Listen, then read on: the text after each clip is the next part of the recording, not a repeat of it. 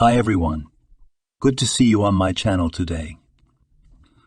Today I will tell you a wonderful story. It is full of love and kindness. I hope you enjoy it and I wish you an enjoyable viewing experience. Thank you. The millionaire groom decided to disrupt the wedding. But there was a surprise waiting for him at the wedding. MP4. Vanessa's jaw dropped as she sang, making her voice ring out and her lips took the shape of the letter O, and she began to diligently perform operatic vocalizations. The young girl's face was spiritualized, and her eyebrows took on such a pathos-like shape that she imagined herself to be at least Montserrat Caballé. Jennifer's parents listened to the amateur singer with rapt attention, and her friend Scarlett, Vanessa's daughter, looked at her mother with a puzzled look.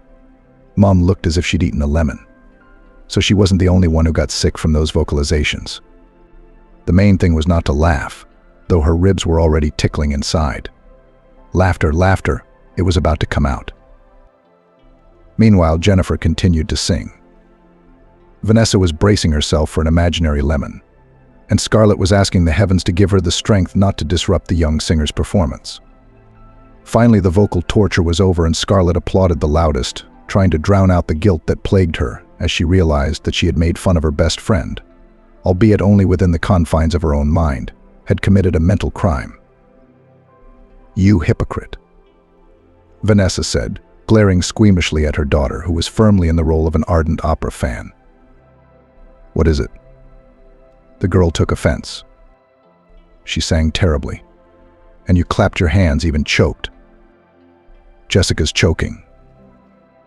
"Are you offended, Mrs. Elizabeth?" "Jennifer sings beautifully. She's about to get into the conservatory.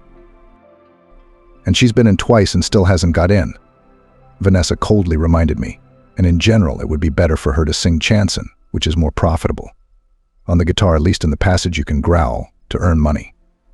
And the piano for what? Do you think you can get a piano in the crosswalk? Her vocals won't get you any money, they'll spit in your face." "I think you're picking on me?" Jennifer asked hoarsely and drank a glass of sweet tea. "I'll sing you Queen of the Night now. Do you know the aria from the Magic Flute?" "No, don't." Alex was frightened. "Sebastian is the father of the young talent."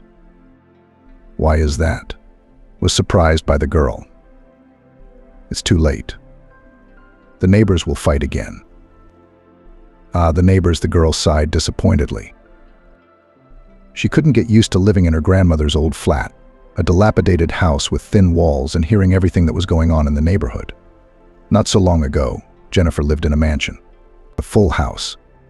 But then her father, figuratively speaking, made a wrong move, and the whole business was taken over by unscrupulous people. The house had to be given to other people, too. That's a terrible twist. The situation was compounded by the fact that her parents did everything they could to make sure no one in their circle knew what had happened. The business invaders were also not favorable for this situation to come out. That's why Sebastian still regularly visited his former company and pretended to be its owner. As a result, all the trouble in case of trouble fell on him, and the crooks went unpunished. "Give it up," said his wife Elizabeth.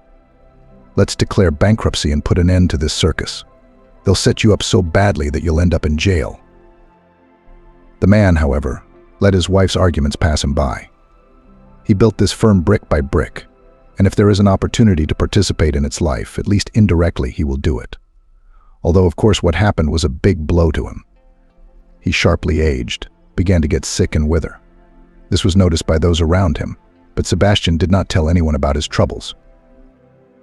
It was also important because he planned to marry off his blonde daughter to the son of one of his former business partners. Their paths had long since parted, but the friendship remained. The idea had come to him suddenly when Jonathan, the same business partner, had invited him to a restaurant one day. Sebastian knew what the average check was in this place, so he put almost the last of his money in his wallet.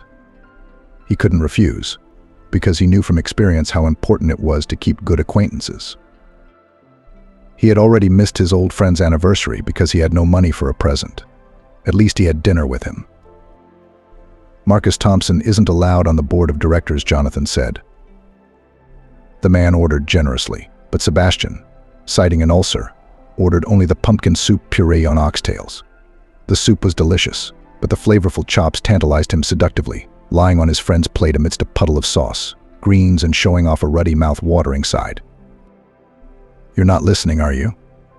Jonathan's sonorous voice unceremoniously interrupted Sebastian's mental dialogue with the chop. Yes, I am. Marcus isn't on the board of directors." "I'm sorry, what's the reason?" "You haven't been listening, old chap. I've had all your opinions and thoughts on my plate. Screw this diet. Order a proper dinner." No, I know I'm going to be the one who's in pain. So tell me what happened in there. I'm all ears. Anyway, they won't put him on the board of directors because everyone knows what a womanizer he is. And in the old days, that would have been a plus. But now they're adopting everything from the West, including company traditions. Everyone on the board of directors should be a family man, Jonathan sighed. Why would they do that? Why should they care? Wondered the bankrupt millionaire. The big difference is that if you are not married, you are not serious. A bachelor is seriously different from a married man, you know. I don't know. But a bachelor can devote more time to work. Bachelors tend to be more hands-off than married people. They're more carefree. They often have nothing to lose. Imagine if you suddenly lost your firm and your family was left on the street. It's not possible, but just imagine. Jonathan frowned. Yes, Sebastian said. It would be horrible, wouldn't it? Total ruin and death. A bachelor doesn't have to suffer such a loss. He puts his pants and socks in his suitcase and goes to the Canaries. That is, a bachelor is carefree, but a family man will start to move to save the business. And in general, if a grown man is not married, he has the wind in his head, a completely different level of responsibility, and often only drunkenness and partying on his mind. I don't want him to spend all his money on girls. I get the idea. So what do, knowing that your Sebastian is a womanizer? That's right, Jonathan said sadly. He should get married, but he doesn't want to. And I don't see any suitable candidates for him. He's always hanging out with models. I want a girl from a decent family for him. It is desirable that there was also a business, and strong, perhaps even build a common business. That's right, Sebastian nodded in agreement, swallowing the saliva that came involuntarily as soon as his vis-a-vis started cutting his own chop. So here's what I'm thinking. How about we get our kids married? Jonathan winked slyly. Wow, what an idea. The bankrupt businessman suddenly stretched out. He even forgot about the chop. A calculator immediately appeared in his mind, which was calculating all the possible benefits of this union at an unimaginable speed. Jennifer and Marcus' marriage could be a golden ticket for his family. You know, mate, I like that idea. Even though my Jennifer is 7 years younger than your Marcus, I'm sure she's ripe for marriage. And I think the children are a good match for each other. She's a quiet, well-mannered girl, not a promiscuous one like the girls our Marcus likes. That's for sure. Then we should get them together as soon as possible. Although I remember we introduced them once, and they didn't show any interest in each other. Yeah, we did, but it's been a while. Now they're both grown up, aren't they? There might be a problem. He refuses to get married. But I'll put him in a position where he can't refuse. So it's a deal. Let's have a drink with you on this occasion, Jonathan said with a wink. No, thank you, he said. I have an ulcer. I'll have a drink, he said, and ordered vodka and black caviar. Sebastian did not like black caviar, and fortunately his interlocutor did not have it. But he would drink vodka. Only he would have to snack, and there was no money. After drinking, Jonathan began to make plans about merging businesses and capitals. These sweet dreams made his eyes shine. Finally, he said that he had to go to the sauna with some business partners to sort things out. He called his friend with him, but he refused, saying he was busy. They asked for the bill. I'll pay, Jonathan said, gesturing for Sebastian to put his wallet away. It's a shame you have an ulcer. I was looking forward to treating an old friend. The millionaire sighed as he realized that he could have eaten the chop of the ruined man, but the train had left, so it was too late to complain. But when he got home, he pleased his wife. Darling, Now all our problems are solved. Jennifer is going to marry Marcus and become a rich wife to a rich husband. What a blessing. Upon hearing this wonderful news, the bride sank back. She didn't plan to marry, and she didn't like Marcus. "It's so medieval," Scarlett said when Jennifer complained about her parents' decision. "Yeah, it's like an Indian film," her friend said. It was the day Scarlett and her mother went to visit the rich people. Vanessa had gone to university with Linda's mother, Mrs. Elizabeth. After their studies, they also socialized, and Vanessa even baptized her daughter Jennifer. But then the communication fell apart.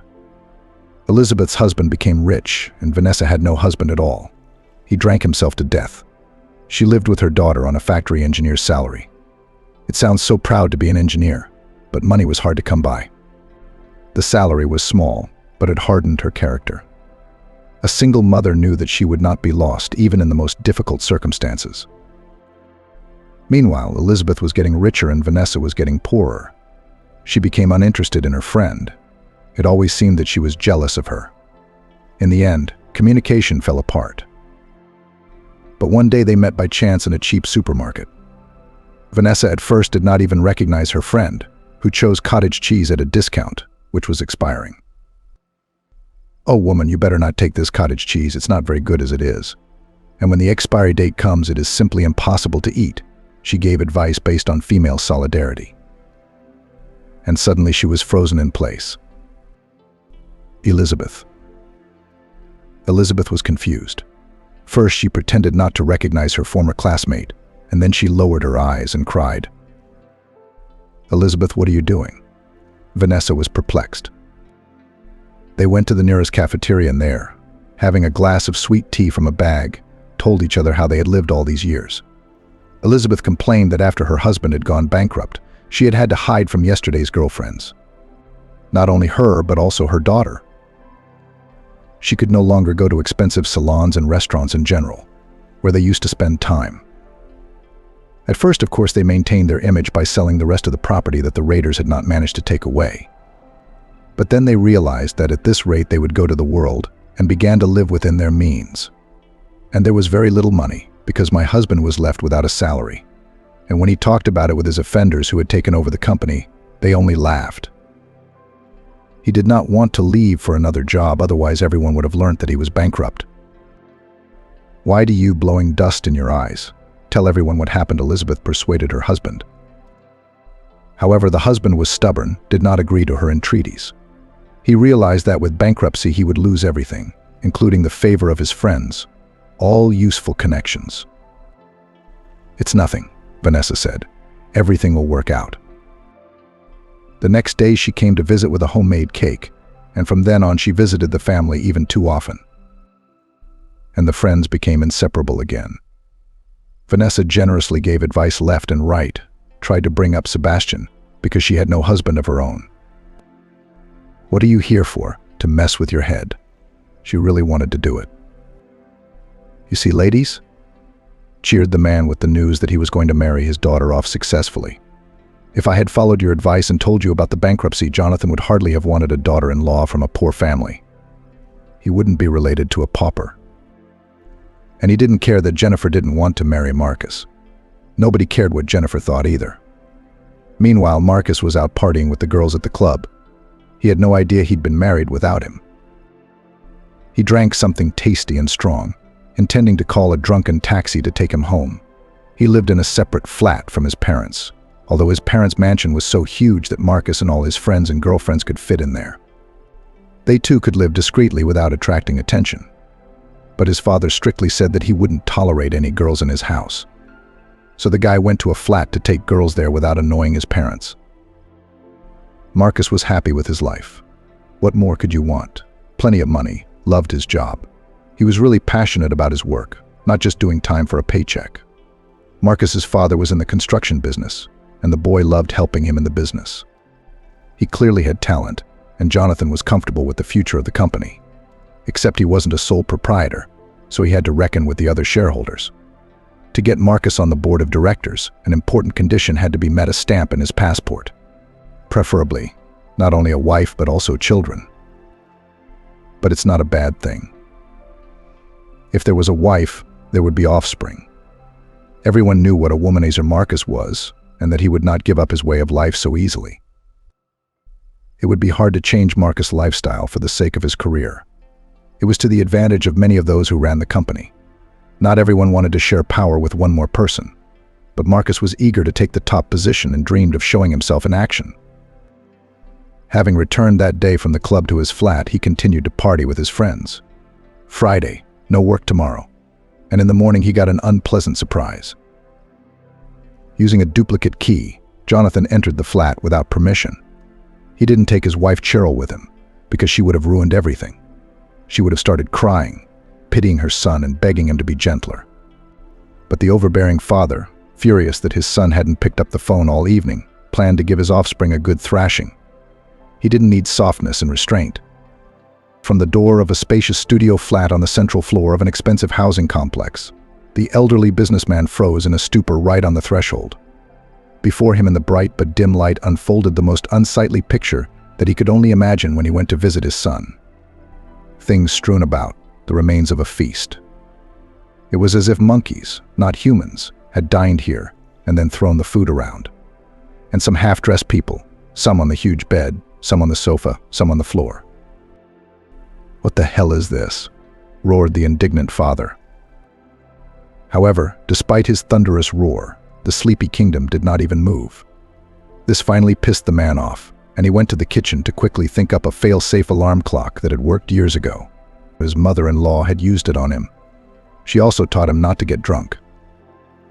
When he couldn't find a bucket, he poured cold water into the first available container and mercilessly poured it on the peacefully sleeping body. The body jumped up like a stung man. It was Andrew, and ran away. He picked up the scattered clothes along the way, not recognizing whether they were his own or someone else's.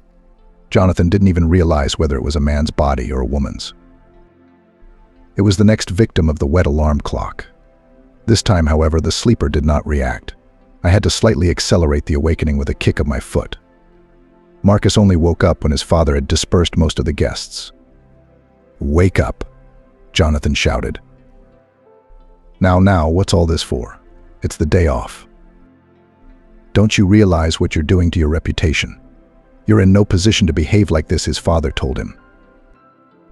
"What have I done?" "I'm a free man," muttered the boy. "Exactly, a free man who walks on thin ice. That's enough. You're getting married." Marcus and the last guest, who could not get dressed and leave the flat, looked at each other. "Marry who? Her?" The boy tried to think. "No way. No way. You will marry a normal, decent girl." At these words, the guest snorted unhappily, hurriedly pulled on her clothes and ran away, insulted, clattering with her stilettos. "Why did you hurt a good girl?" Marcus was upset. "What's her name, this good girl?" his father asked snidely. Ellie, the young man said without hesitation. "Liar. I can see in your eyes that you're lying. Don't you remember the name of this unstable person?" "Oh, my son, your whole life is going to go down the drain. But that's all right. Your mother and I have found a bride for you. Marry her, and all this nonsense will go away." "Dad, what bride? Are we in the Middle Ages for parents to organize their children's family life?" "What's wrong with that?" "But marriages were strong. They lived soul to soul until they were old," my father parried. Of course, there was no other choice, then the son muttered, who still didn't realize that his parents were taking him seriously. He thought Jonathan would scream, argue, and then calm down. But apparently not this time. "Tonight, be ready at the drop of a hat. We're going to meet the bride. You must be well-dressed, sober, and shaved." Unimaginable demands. Marcus, who was going to have fun all weekend, was disappointed. "I've said my word. If you don't listen, it'll be bad. You know me." With these words, Jonathan left his son's flat and wiped his feet squeamishly on the mat by the door, as if the disgusting dirt had stuck to his soles while he had been a guest. In the evening, Marcus was tidied up like a dutiful son and smiled radiantly as he stood in the sumptuous drawing room of his parents' mansion. The young man had no idea yet what awaited him. His main feeling right now was curiosity. His mother had chattered on the phone that this was the daughter of their old acquaintances. The last time he had seen her was about 5 years ago, when she was in fact still a teenager. Now she was a mature young girl, and apparently very pretty. At least back then she had shown promise.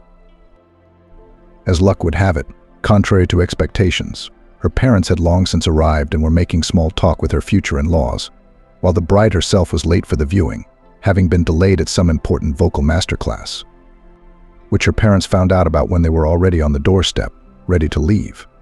They decided not to change their plans, but just to arrive early. Well, and let her pull up later, they decided. And so she did. But judging by the look on the faces of her parents, as well as the parents of the groom and the doomed one, i.e., Marcus, it would have been better if she had stayed at her masterclass. "What's the matter with you?"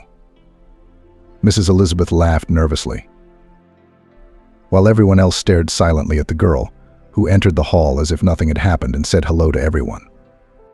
"What's wrong?" smiled innocently at the guest. "Your face," said the mother, puzzled. "Oh, that?" laughed and went to the mirror hanging on the wall. The silvery surface immediately reflected the girl's obscenely made-up face, mercilessly disfigured by purple lipstick, bright pink blush, and blue-black eyebrow pencil. Her lashes merged under 3 coats of mascara, the tips whipped up.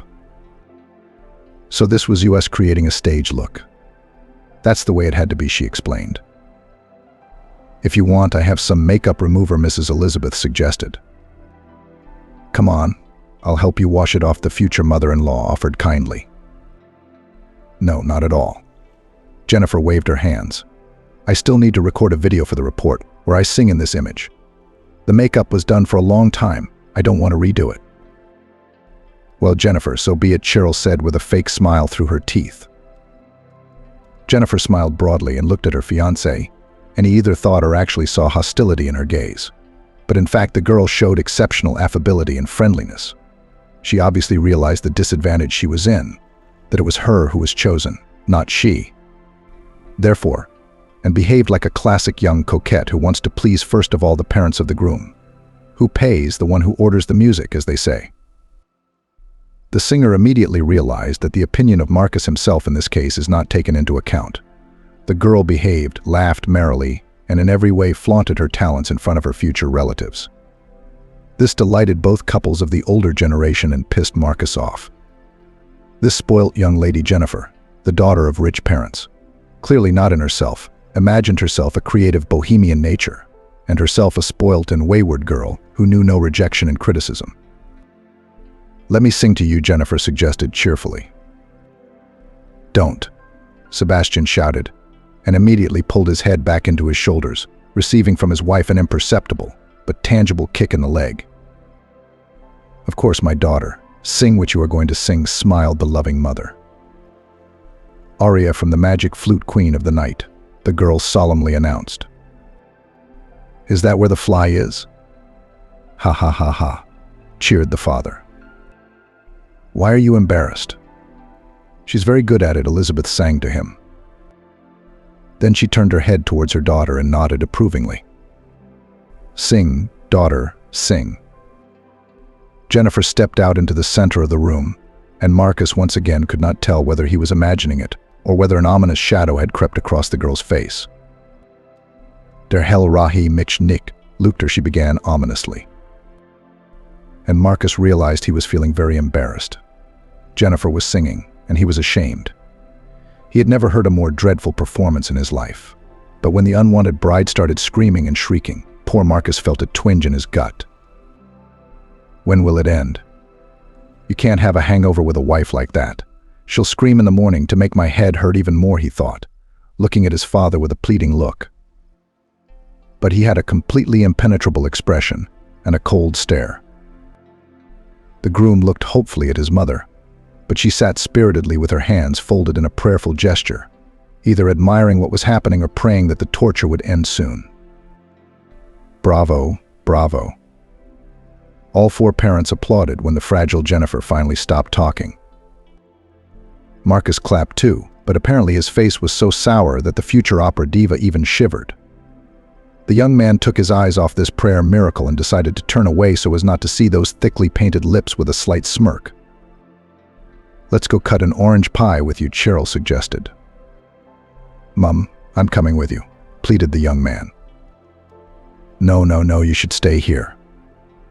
"Mum and I need to discuss something alone," the woman said coquettishly. "You and I are going out for a smoke." Sebastian Jonathan got up from the sofa. "I want to smoke." The young man blurted out. "What are you doing? You don't smoke, do you? And what are you going to do? Leave your guest alone and not entertain her. Get to know each other, have a chat." The parents went away, and the young people remained embarrassed in the living room. But was Marcus the catcher embarrassed? Of course not. He simply did not like even the prospect of a date with this girl, let alone the role of future wife. The girl, too, looked at the young man with a certain amount of squeamishness, as if he were some kind of laborer rather than a prince to her. She sang well, Marcus said through gritted teeth. "Fun?" the artiste asked with a serious eyebrow raise. "But I thought you didn't know anything about it," Jennifer said confidently. "Yes, you're right. I don't know anything," Marcus agreed. "You know, I have a good way of finding out whether a young man is worthy of me or not. Never fails." "What other way is there?" Marcus asked. "I ask a guy a few questions about opera and theater. If he answers, I agree to talk to him. If he doesn't, goodbye," she shouted arrogantly. "How interesting. I don't know anything about the theater and I don't want to know. And I think opera is a waste of time. What do you say?" Marcus said defiantly. "It's pretty obvious. You're not interested in art. You haven't grown up to it, and you never will.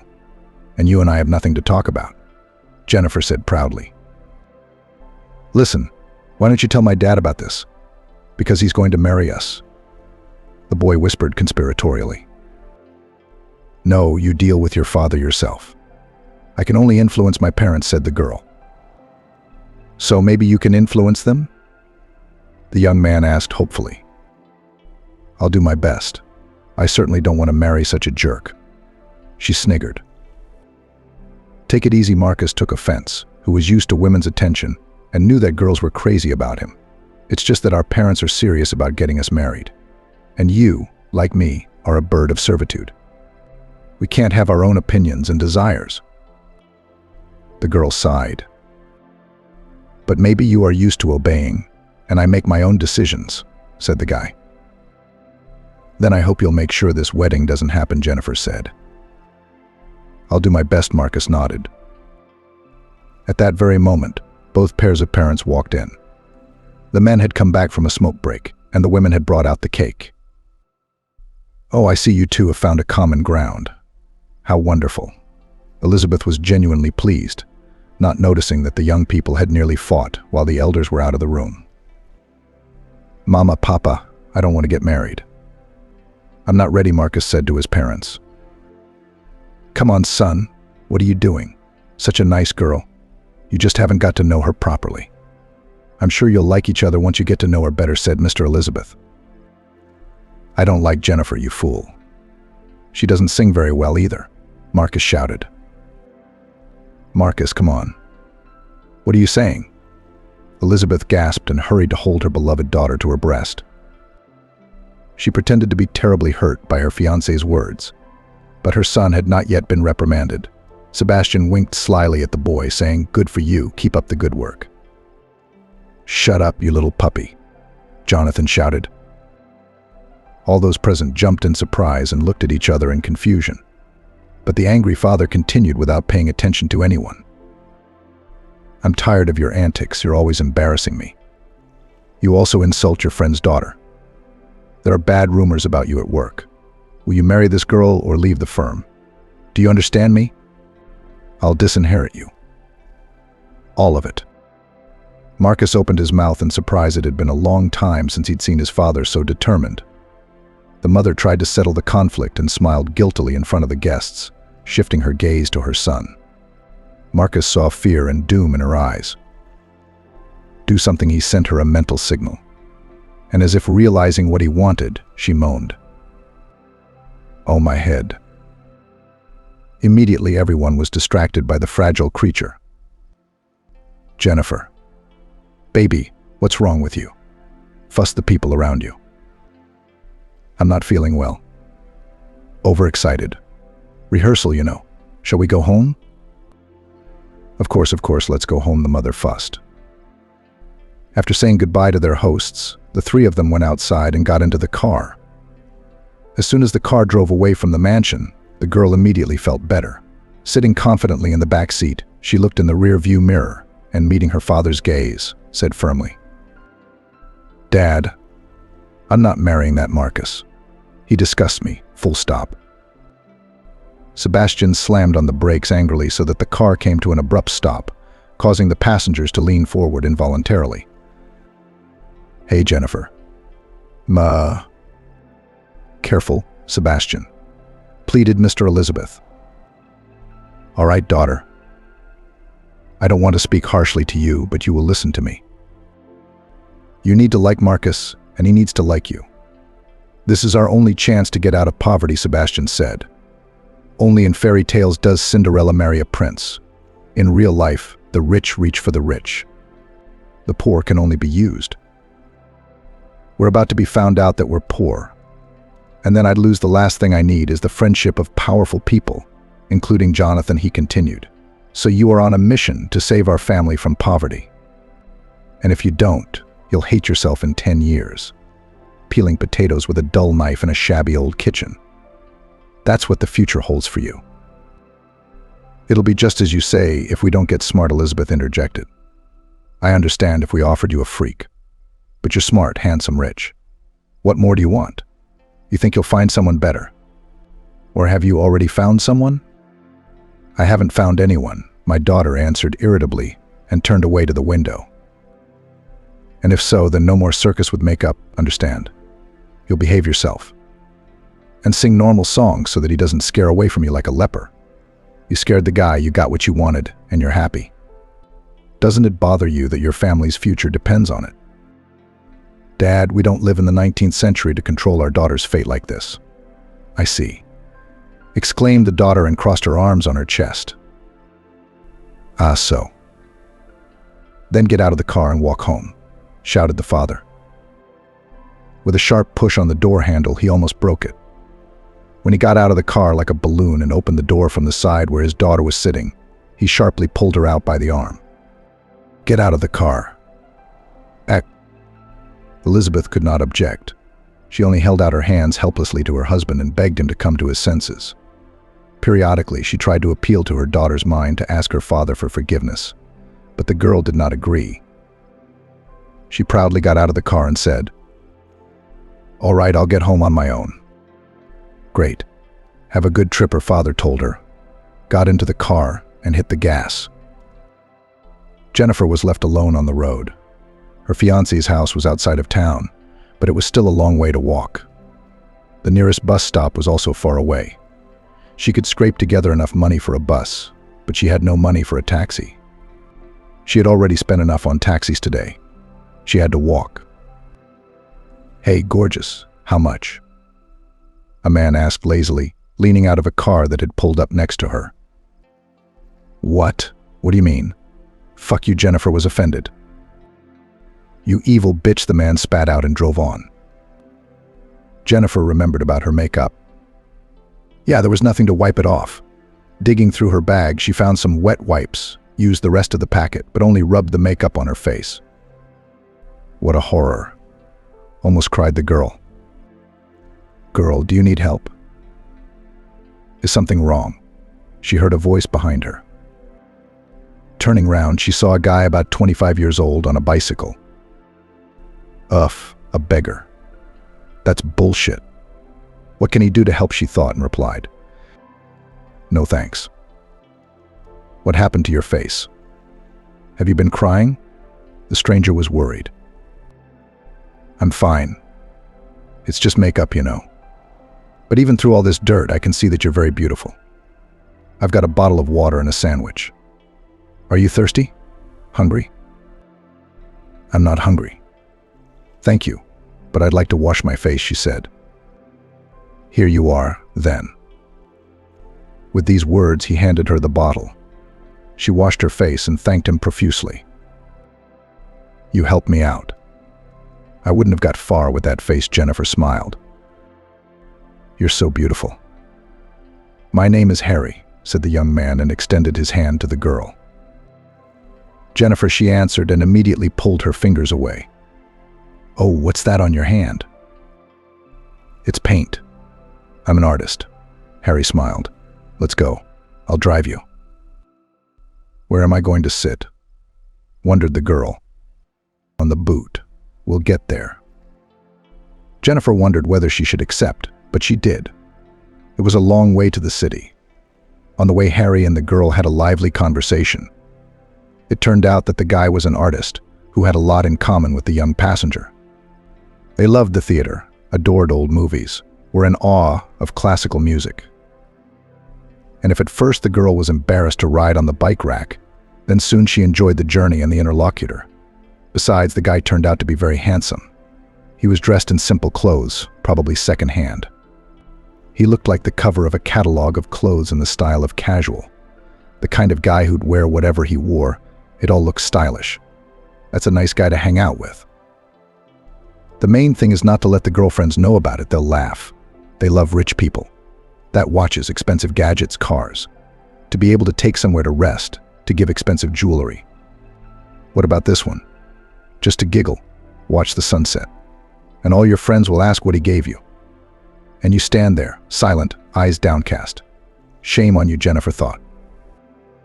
Nevertheless, she enjoyed cycling with her new acquaintance so much that she even passed the bus stop where she could wait for the bus. She decided to ride with her boyfriend to the city, so much so she was drawn in by the conversation. But even waking up in the city, the girl did not want to part with her new acquaintance. Do you want me to show you my workshop? Asked the boy. I want to. Jennifer was happy. It was a bright summer evening. Her parents had called several times, but her daughter was so upset with them that she dropped the calls and didn't want to come home. Harry took Jennifer to his place. It turned out he was renting a loft under the roof of an old 3-story house. The room was tiny, with a slanted ceiling. It was crammed with books and pictures, beautiful ones, by the way. A white sheet was stretched against the wall opposite the entrance, and a projector was set up to watch films. There was no television in the room. Oh, what's that on the floor? Is it styrofoam? The guest asked, stepping on the strange flooring. No, a different material. It doesn't matter. It's to keep the neighbors from swearing. It's a thin floor. You can hear every rustle, said Harry. Isn't there any possibility of renting another place? Jennifer asked. Unfortunately, no. What I earn is barely enough for this attic. Harry sighed. Don't your parents or relatives help you? Are you an orphan? No, I have a mother, I have a father. They're not rich. And they have a daughter, an excellent student, smart, beautiful, who fulfilled their hopes. And me. I'm a disappointment. My parents have offered to help me more than once, but I'd rather starve than use their money.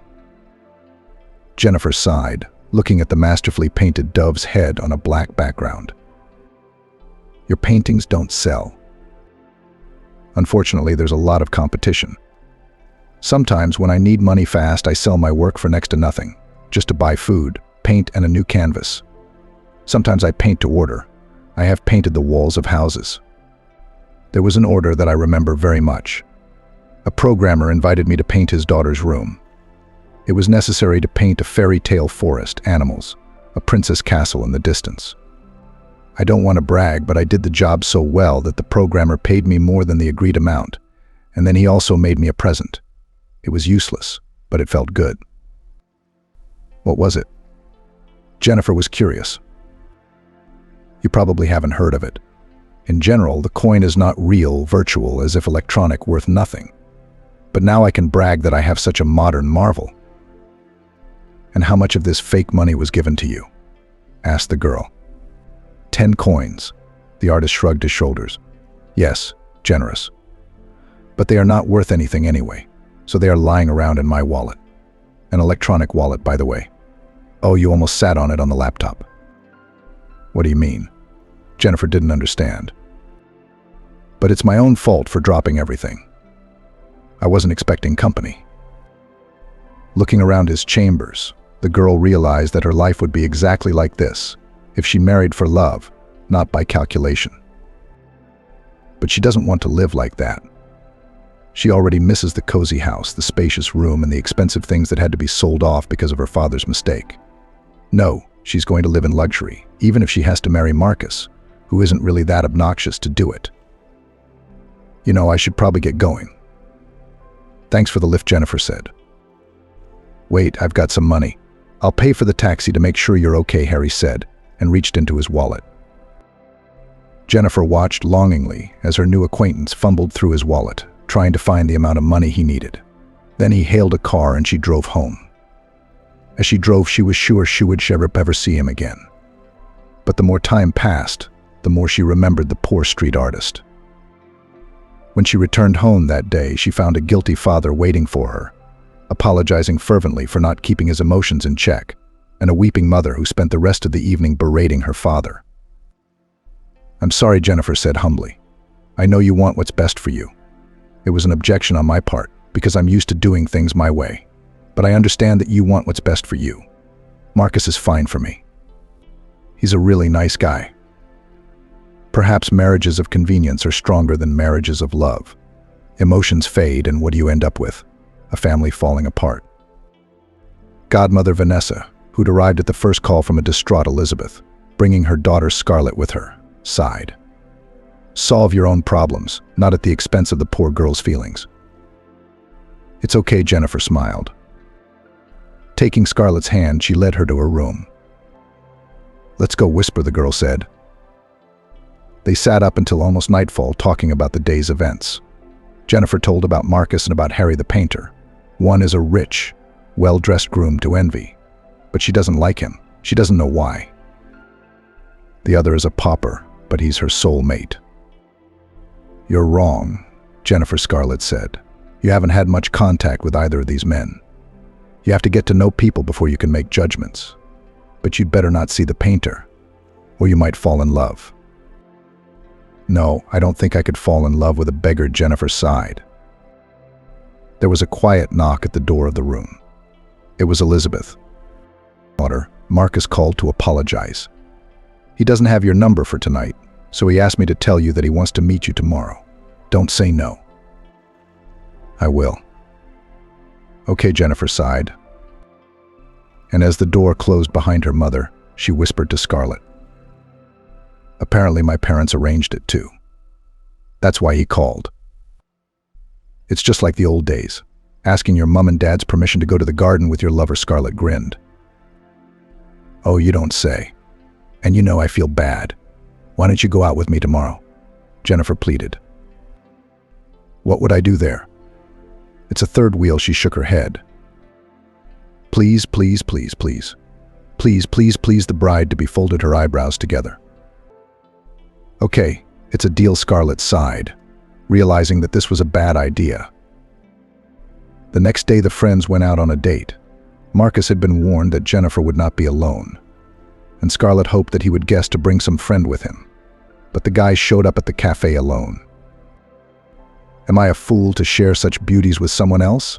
He said with a smile and, looking at Scarlett, added, you look good without makeup. Thank you, she sighed, realizing that this compliment did not make her feel good for some reason. I'd like you to meet Scarlett. This is Scarlett, my friend, and, how should I say, my godsister, my godmother's daughter, Jennifer said. Nice to meet you, Marcus said, looking her in the eye. It was clear from the look on his face that he was pleased. Scarlett smiled too. She smiled widely at Marcus and caught every word he said. The three of them sat in the cafe, but it felt like a date, not with Jennifer, but with Scarlett and Marcus. The girl had just graduated from architecture school and was looking for a job. She adored her work and went to school not because there was nowhere else to go, but out of the call of her heart. As a result, Scarlett and Marcus talked passionately about professional topics. After all, the young man worked in the field of construction, and Jennifer only absent-mindedly looked at the people who passed by the windows of the cafe. But at least she ate and drank at the expense of the groom, and that's fine. Finally, Jennifer decided to go outside for some fresh air. 2 blocks away was Central Square, which was always crowded and cheerful. Scarlett and Marcus kept up a lively conversation, sometimes asking Jennifer's opinion out of politeness. But she had nothing to say. She didn't understand anything about building and architecture, didn't know the history of the buildings that surrounded them on this street. It was of no interest to her at all. "I'd sing too," Jennifer said dreamily. "Don't," Marcus and Scarlett exclaimed in unison. Jennifer continued to silently follow the pair of avid architects. Suddenly, seeing a street artist, she stopped. "Hey girl. Hey girl. Sponsor me, please. I want your portrait," the artist called out to her. "No problem," Marcus shrugged his shoulders. "Here you go." He held out the notes to the artist. "I don't want anything," the young artist said dryly. "I'll paint the portrait of such a beautiful girl for free." It was Harry Smith. Jennifer looked at him with admiring eyes, and he looked at her with both delight and embarrassment. The girl seated herself in the chair behind the easel. Looking at the girl again, the young artist smiled and said, "You look beautiful. What kind of portrait do you want? Graphic, watercolor?" "Which is longer?" Jennifer asked. "Longer watercolor," Harry shrugged. "Watercolor," then Jennifer smiled and leaned back in the wicker chair. "Jennifer, did you remember us?" Scarlett asked timidly. "To be honest, I've forgotten a little," Jennifer admitted. "Could you forget about me for a couple of hours? Take a walk, look for ice cream. You two are so good together, aren't you?" Jennifer winked. "Won't you be jealous?" Marcus asked playfully. "Of course I am. I'm torn with jealousy. Maybe I'll even cause a scandal," she threatened jokingly. "But then why not go towards the ice cream stand?" grinned the boy. He hadn't walked like that in a long time. Just around the city. In the center there were pubs, clubs, parties, restaurants. And to eat ice cream with a girl on the seafront, this simple pleasure must not have happened since the Institute. Marcus was aware that he liked Scarlett much more than the rules of propriety allowed. After all, he was going to marry Jennifer, and had even resigned himself to the idea. In fact, what did it matter who he married if all the girls he socialized with were the same beautiful, mercurial, complicated? But not Scarlett. There was something about her he hadn't seen in a long time. She was lively, active, her energy flowing. She knew a lot, could hold a conversation on any subject. She had goals and plans, and not just to get married and live richly, but to realize herself. She was not going to hide behind her husband's back, but wanted to achieve everything herself. Marcus was also active and ambitious. He wanted to establish himself as a person. His interests and values coincided with her views. And of course it was nice to look at a girl who was not in a hurry to put her natural beauty on the altar of fashion. She had natural brown hair, peachy skin, and a taut body. Of cosmetics, she used only a little bit of mascara and lipstick. Ah, a delightful, delicate creature, Marcus thought. Scarlett also had absolutely no idea why she liked Marcus so much. After all, one can only dream of such a guy, handsome, intelligent, purposeful, well-off. He's interesting, fun, easy. And what does that silly girl want? Scarlett and Marcus were talking so much that they really forgot about Jennifer and ran to find her where they had left her. And Jennifer was long gone. So they decided to make a phone call. "Hello? Scarlett, I'm fine. Marcus, tell her thanks for the date. I'll get home on my own," she replied hurriedly and hung up. "I think the date's over," Scarlett said, confused. "I hope I didn't offend Jennifer. I wouldn't want to. She's a strange girl, but she's not bad. She's not weird, she's eccentric." Scarlett stood up for her friend. She is, after all, a future opera diva. "Yeah, we've heard her, Arias," Marcus said. Scarlett remained silent, because in her heart she agreed with him. Jennifer was a terrible singer, and her stubbornness was enviable. That was the end of the walk. Marcus walked Scarlett home, and she realized wistfully that she would never see him again. Or rather, she would, but as her friend's husband, not as her boyfriend. How surprised Scarlett was when the next time Jennifer asked to accompany her on a date with Marcus again. "Well, at least I won't be third on my wedding night," Scarlett grinned. "I'd rather have you switch me out on my wedding night altogether," Jennifer said thoughtfully. There was nothing to do. Scarlett agreed to go on the date, and this time the pattern repeated itself. Marcus was once again paying full attention to her, but Jennifer was barely paying attention to him. She took advantage of the moment and slipped away somewhere unknown. Marcus and Scarlett were left alone and had an unforgettable evening. And most importantly, they didn't even remember them. And neither did she, apparently. Scarlett resented the fact that she was walking with Marcus behind her friend's back, even though she didn't prevent it, but even encouraged it. It was still a little uncomfortable. One day Marcus called her and asked her out to a restaurant without Jennifer. The girl had refused, but he persuaded her so much that she'd given in. That date was fabulous. After the restaurant, they walked under the moon, kissed on the beach. Marcus realized that he was in no hurry to get this girl into bed. Not because he didn't want to embarrass her, but just to protect her feelings. He used to think of himself first, of his own pleasure. But now Scarlett's feelings and desires are at the forefront of his mind. "Marcus, we can't be together. I can't let my friend down like this," she said, almost crying. "I understand the young man's side, but Jennifer herself doesn't want to marry me. I used to think that this wedding would only cripple the fates of 2 people. But now I see it's 3. You want to be with me, don't you?" The girl sighed. "What didn't I realize?" 4. This wedding mutilates the fates of 4 people, the girl said thoughtfully. And Marcus never realized that she meant the artist who was head over heels in love with Jennifer. More than a month had passed since their first meeting, and the young people were living their own lives and had no intention of getting closer. They really hoped that their parents were no longer fervent about marrying them. But it wasn't to be. One day Elizabeth announced that she was waiting for everyone at the restaurant, which was going to be rented for the future wedding. Vanessa and Scarlett were also called in. The girl was appointed maid of honor, so her opinion was also taken into account. Well, Vanessa had recently appeared in the family so often that she had already become the 4th member of the family. Of course, Elizabeth wasn't going to pay for anything. She didn't have any money anyway.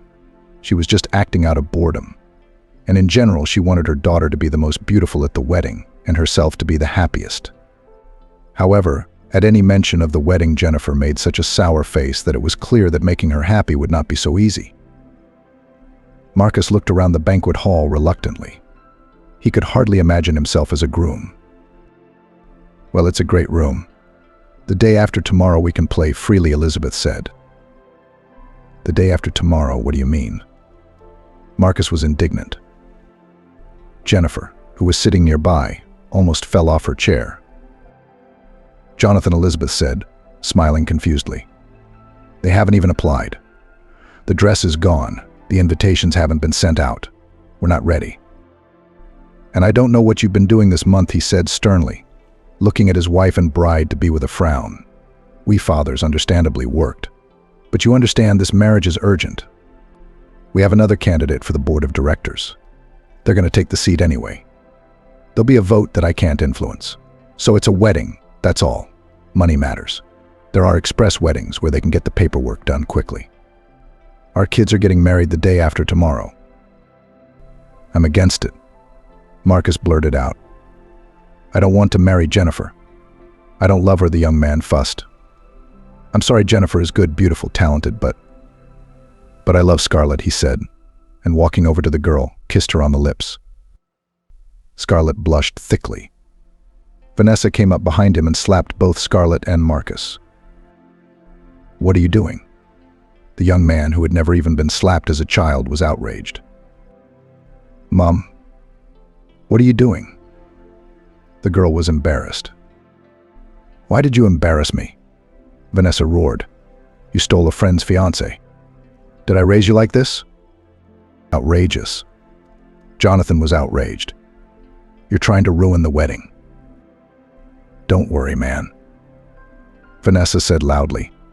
"I'll take that girl home and rehabilitate her," she promised, and grabbing her daughter's hand, she dragged her away from the restaurant. Everyone looked at Jennifer, indifferent to everything that was going on. The girl didn't even raise an eyebrow. "They seem to be in love," she sighed enviously. "And that snake." Elizabeth was indignant. "She almost stole our fiancé from us." "You're wrong." Don't talk about her like that, Marcus said. And anyway, I'm a millionaire. I have money, I'll open my own company and work for myself. I don't need a board of directors. When Jonathan heard these words, he clutched his heart and sank heavily into his chair. Jonathan, what are you doing? His wife fussed and immediately started waving a napkin at him. You idiot. What an idiot you are, Marcus, growled the father. You realize that if you're not there, you won't be able to influence many decisions. They're trying to save money on everything. They want to build with low-quality materials to line their pockets. And we're living it. Do you understand? Without us, everything will fall apart. I'm sorry, Father, Marcus said quietly. I'll do it. Hire the organizers. I'm getting married. The wedding was held outdoors, on the beach, away from the holiday makers. The sun generously illuminated the wedding ceremony with golden rays, creating the perfect atmosphere for unforgettable moments. At first glance, everything was perfect. The millionaire groom met his beautiful bride at an improvised altar surrounded by fine white fabrics and bright flowers. The air was filled with the smell of roses and happiness, and the guests were eagerly waiting for the ceremony to begin. Everything was like in the films, because at that time it was considered fashionable not to make a boring ceremony in a registry office like everyone else, but to arrange a lavish marriage ceremony like in Hollywood films. Despite the incident in the restaurant, Scarlett was still invited as a bridesmaid. The main thing was to wear a gorgeous dress, which she didn't choose. She didn't care what she wore to the execution. Slowly she walked out to the groom accompanied by her father. The wedding registrar was a pretty young woman in a trouser suit. After waiting for the bride to line up with the groom, she proceeded to begin the ceremony. The guests froze and the registrar began her solemn speech. Scarlett felt so bad at this point that she let everything pass her ears. After the phrase, "dearly beloved nuptials," they could have come up with a more interesting speech on the day of her announced funeral. She glanced at Marcus. He, too, stood as still as if in water. The ring has long been a sacred symbol. The registrar began to speak of the ring's flawless circular shape, but she was abruptly interrupted by a voice. What's the matter? She was indignant, and everyone present looked in the direction the voice had come from. Even Jennifer looked up, a tear running down her cheek. It was Harry, running so fast he was panting. I'm against it, brothers, shouted Harry. Young man. I didn't ask who's against, said the registrar, Linda, dryly. Settle down. Otherwise you'll be escorted out. No, let him speak, Marcus said calmly. The guests froze in anticipation of an uproar, and Harry, overcome with excitement, said, Jennifer, you're making an incredible mistake. I love you. You know I love you very much, and I would do anything to make you happy. I may be poor now, but I believe that will change. Don't believe him, Jennifer, shouted Vanessa. Scarlett's father said the same thing, and then he drank himself to death like a dog. What's going on here? Jonathan was outraged, and his wife turned pale, ready to faint. The parents stood at the ready to attack the weirdo who was interfering with their daughter's wedding. Young man, Sebastian whispered, if you don't want any trouble, please leave the ceremony, or you'll be sorry. Stop, Papa, don't, pleaded the bride. I really love him. What Mrs. Elizabeth gasped. Nonsense, don't be silly, shouted Vanessa. Don't ruin your life and your parents' lives. Papa, tell Jonathan the truth, that we've been ruined for a long time, that he will not increase the capital and there will be no merger of companies. Sebastian drew his head fearfully into his shoulders, and Mrs. Elizabeth began to rub her fingers over her temples, saying, Oh dear, what a horror. Is it true? Jonathan asked sternly. Yes, sighed Sebastian. The Black Raiders stole everything. And they also. Why didn't you tell me, you old fool? We would have solved everything, and we will, mate. That's no reason to cancel the wedding. Carry on. The bride didn't expect such a turn. She became agitated, started thrashing about on the spot, and then stopped, took a breath and loudly announced, I'm pregnant. There was an indignant rumble through the rows of guests, and someone, especially cheerful, shouted out, "Nah, guys, I don't have that much popcorn. If I'd known it was going to be such a fun wedding, I would have sold tickets," said one of the guests. "Shush," the groom's father shouted. "Repeat what you said." "I'm pregnant," said the girl again. "By whom?" "Marcus, I hope?" Mrs. Elizabeth asked. "By the artist," said the daughter proudly. "What artist?" Sebastian roared. "The most talented one in the world," said the bride, and walked over to Harry and hugged him tenderly. "Is it true? Are you pregnant?" he asked breathlessly. "Yes," the girl nodded. "I didn't want to tell you, so as not to hurt you, but I really wanted to have a baby with you. I would look at him and a piece of you would always be with me." "Traitor," the mother said with resentment in her voice and cried. But the daughter apparently decided to finish her off, so she solemnly announced her opera. I hate opera. I thought that my talentless singing would make you come to your senses.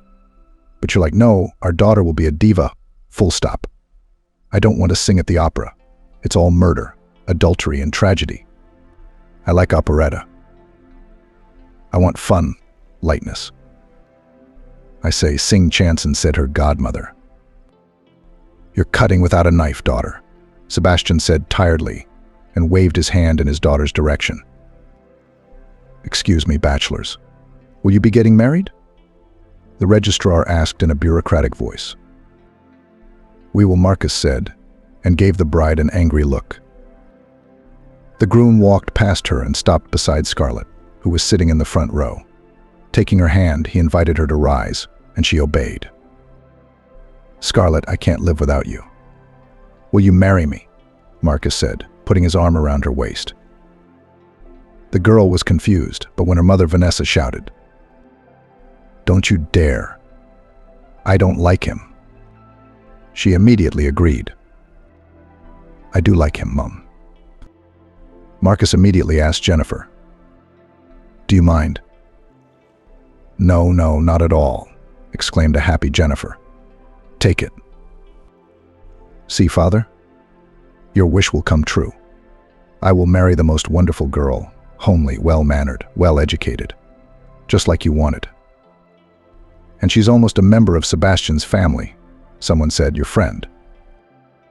What shall we do? Shouted the father. We have to accept it. But what about this whole wedding thing? Why? Jonathan, the wedding officiant, suddenly jumped up to them. The young people have their papers with them. Now we'll do the paperwork. We'll take it, and we'll have 2 weddings. Of course, we'll have to put some money on the line. I think you and I can work that out. Any objections? The bride looked hopefully at Harry. I'd be happy to do it now, he said. And the happy bride glowed with happiness. Careful. The groom was worried. You're pregnant. Marcus and Scarlett agreed.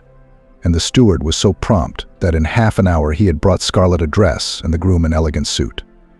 And it was the happiest and merriest wedding in the world. Time put everything in its proper place. Jonathan pulled in all his connections, including his criminal connections, to disperse the raiders. He helped Sebastian get the firm back, and his family was back on their feet. Scarlett began working in the firm of her husband and father-in-law. At first, the employees greeted her coldly, whispering, a criminal daughter-in-law. But soon they realized that the girl is smart, knows her business. They began to respect her. Despite the fact that Scarlett and Marcus worked together, the young couple did not bore each other. Marcus, by the way, was finally admitted to the board of directors, which he was very happy about. He was no longer a womanizer and became a model family man. Jennifer and Harry didn't have so much fun at first. It became especially difficult when the baby was born. The artist even had to work on the construction site to feed the family. After all, he was too proud to ask for money from parents, wife, or friends. But gradually his talent began to be noticed and his paintings began to sell better, although money was still scarce. Nevertheless, it inspired the young family, boosting their hopes for a better future. Jennifer no longer sang heavy opera arias to her young son. She hummed cheerful children's songs to him, and her husband said her voice was simply divine. One day Harry, out of interest, decided to see how much those virtual coins that the programmer had once given him were worth. And when he went to the site where such information was posted, he felt sick. Each coin was worth more than $10,000. With that money, Harry was able to open his own exhibition. He rented a good studio, hired a PR agent. Interest in his work instantly increased and began to bring good money. His family no longer needed anything, and his parents for the first time admitted that they were proud of their son. Jennifer also did not bury herself under the pile of everyday life.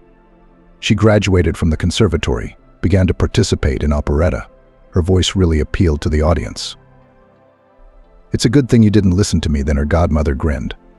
"Otherwise you'd be singing chanson in a subway."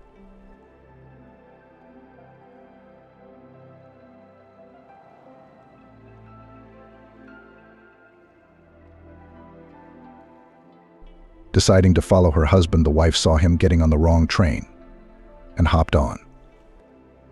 "Mom, Dad, I want you to meet my boyfriend. Or rather, already with my fiancé," Emily said one evening when they were sitting together at dinner. Susan gasped. "Emily, how so? How long have you been dating him? And you haven't even said a word to us. It's all secret, all secret, all secret." "Mom, but why not? We've been dating for a while," Emily replied. "Michael came to see me with an injury. Anyway, it's been 2 months now, but the intentions are serious for both of us." "Daughter. Congratulations to you," pronounced the father, who had been silent until then. "And when you had time to grow up, I didn't even notice. Time has flown by so quickly. You've graduated from the University of Medicine, you've begun to work, and now you're almost a bride." "Yes," said the mother thoughtfully. "I want a family like yours." "You've always been perfect for me," Emily said. "You talk to each other a lot, still write messages to each other. Respectful to my brother and me, among others. I even gave you guys as an example to Michael and told him that you were the standard of a perfect relationship for me." "Emily, when are you going to introduce us?" Susan asked. "Michael and I are coming over for lunch this weekend. Mom, you don't bother cooking much, okay? You'll make a lot of dishes again. You'll get tired, so just make it hot and that's it. Michael and I will pick up some cake on the way." "Emily, I'll certainly try, but you know me, I probably won't be able to do that," Susan replied, grinning. "I like cooking. I like feeding you guys goodies, but I'll try." Emily had been working as a trauma doctor at the clinic for several years now. She graduated from the local medical university and immediately got a job at the clinic. Sometimes she took on inpatient duty, but only a couple of shifts a month. And meeting Michael happened right in the medical office. He was a pilot, an airplane commander. "Hello, come in," Dr. Emily said in her duty phrase. It was a phrase she said 30 times every day. She didn't put much emotion into it. Absolutely not. And this time she said it without even lifting her head. Michael entered in his pilot's uniform, and Emily couldn't take her eyes off him for long. Tall, statuesque, handsome. "Good afternoon," said the young man. "I didn't expect to see such a fragile, beautiful person in the trauma doctor's chair." Emily broke into a smile. "And you, I see, from ship to ball," the girl asked. "Yes, you're right. Just off the flight, we flew with a flight from Vienna, and there was a rowdy passenger flying with us. The whole crew had to subdue him. That's what he got." Michael showed Emily his injured arm.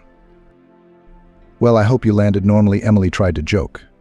"As you can see, both myself and all the passengers on Vienna to New York flight 345 arrived at our destination on time," the man reported back to her. "Yes, you have a nervous job," Emily said and began to examine her arm. "I'm going to send you for x-rays now. We need to find out if there's a fracture. Here you go, room 205 is on the 2nd floor. You'll take the x-rays and then come back to me." Michael nodded. He walked around for about 15 minutes, then came in again, but knocked first. Emily had already looked at his picture in the program. "I want to reassure you there is no fracture. I'm going to give you some ointment now. You will put ointment on your bruise twice a day. I promise your arm will be healed before the wedding," and she handed the pilot a prescription to the pharmacy. The young man took the prescription in his hands. Then he said, "Emily, I don't do this every day, but I want to take you out to dinner tonight." Emily, who had filled out the chart in the computer, immediately looked up. She was very excited about the offer and of course accepted it, but she needed to pause for the sake of decorum, which she did. "You know what, Michael, I don't get offers like this every day either, so I'll take it," Emily answered and smiled at the man. "Where should I pick you up?" he asked. Emily gave him the address of the apartment where she lived. Michael picked her up at 7 p.m., as they had agreed. Emily put on the most beautiful dress, came out to him in heels, thus conquering him with her beauty and charm. "I'm even more convinced that I didn't ask you to dinner for nothing." "You're adorable," Michael said as he opened the car door for Emily. "Thank you so much for the compliment," she said shyly. They had a wonderful evening, a delicious dinner, pleasant company. It was as if they were made for each other, and that's what they both thought.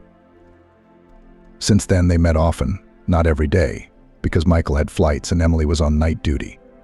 But they were always drawn to each other. Michael was telling his mother about his new girlfriend, Susan.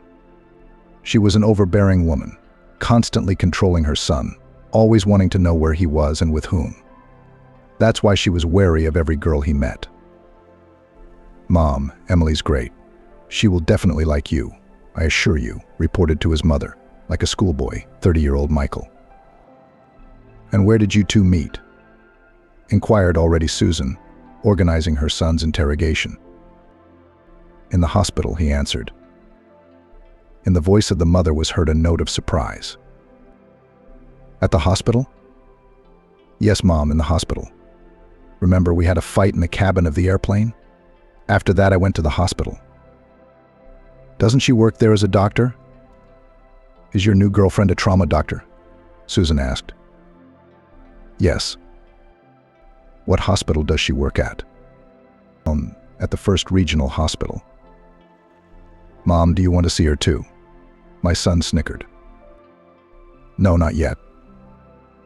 But Susan has already thought out that in the next long-distance flight of her son, she will go to this new girl for a checkup. "Don't worry, Mom. I'll introduce you to her very soon." But Susan met Emily faster than Michael had introduced them. 2 days later, she was already standing on the threshold of the hospital campus, knew everything about Emily that could be learned from the internet: how long ago she graduated from university, what is her work experience, in which office receives and until what time. How much is her appointment without an appointment? It was impossible to make an appointment. All the nearest appointment was taken, so Susan went to pay for it. The reason, of course, she made up allegedly a sore knee, although a woman like Michael's mother will run around the city for another 10 years, and nothing will hurt her. Next, Emily uttered a phrase that had become a familiar one. Susan didn't have to be reminded a second time. She flew into the office like a bullet. Emily was surprised to see her in her office, but she didn't let on. Michael showed her a picture of his mother and told her that she was overprotective. "Hello," Emily said in a sweet voice. "What are you complaining about, Susan?" "My knee hurts." Periodically, that is, she corrected herself in time. "Does it hurt now?" Emily asked. "Not right now," Michael's mother replied. "At the moment, I can suggest that you go for an MRI of the lower extremities. We'll see what kind of treatment will work best for you and what's wrong with your knee, because joint problems are very common in women your age. Let's go." The woman didn't want to go anywhere. That's not why she came here. "No, not right now. Maybe later." "Emily, that's not why I came here at all." The girl, who had been writing something in the patient's medical records, stood up from the table and looked at her in surprise. "Why did you come, Susan?" Emily said. "I can guess, though. You're Michael's mom. He's told me a lot of nice things about you." That made Susan smile. Really, she answered calmly. "And I want to know from you about the seriousness of your intentions for my son. Michael, he is my only son, and I do not want him to be used and abandoned as second-rate material. You have no idea how much I care about him. Yes, he works hard, he has money." Susan, Emily interrupted her monologue. "I have very serious intentions for Michael. I love him, and I want to spend the rest of my life with him. I'm not the kind of girl who takes advantage of a man and leaves him. Don't worry. Now, if you have everything, You can go with your knee if you want to, and if it is really hurting, you can get it sorted out. Come in by appointment or call me, and I'll make an appointment for you myself. The patients sitting in the hallway are waiting for my appointment too. Susan got up from her chair. She wasn't very pleased that Emily had asked her to leave so unceremoniously, but she didn't let it bother her. Very good, Emily. All right, I'll go. I hope Michael introduces us very soon. And I also hope Michael doesn't find out I'm here. And the woman left the office. At the end of the workday, Emily pondered the arrival of her potential future mother-in-law. Why had she come like that, unannounced? She considered her arrival to be insolent and rude, but she wouldn't tell Michael about it. After all, it was his mother, and she wished him nothing but the best. Emily also wondered what impression she had made on the woman, but of course she wouldn't know about that either, because Susan wouldn't ask about it directly. Emily had been very stressed about her mother's condition lately. Susan was thoughtful, but did not say anything, although they had a very trusting relationship. Although Emily lived separately, she came to her parents' house several times a week. Or they met with her mother on neutral territory in a cafe, at the theater, just in the park. Susan had recently begun to notice her husband's coldness toward her.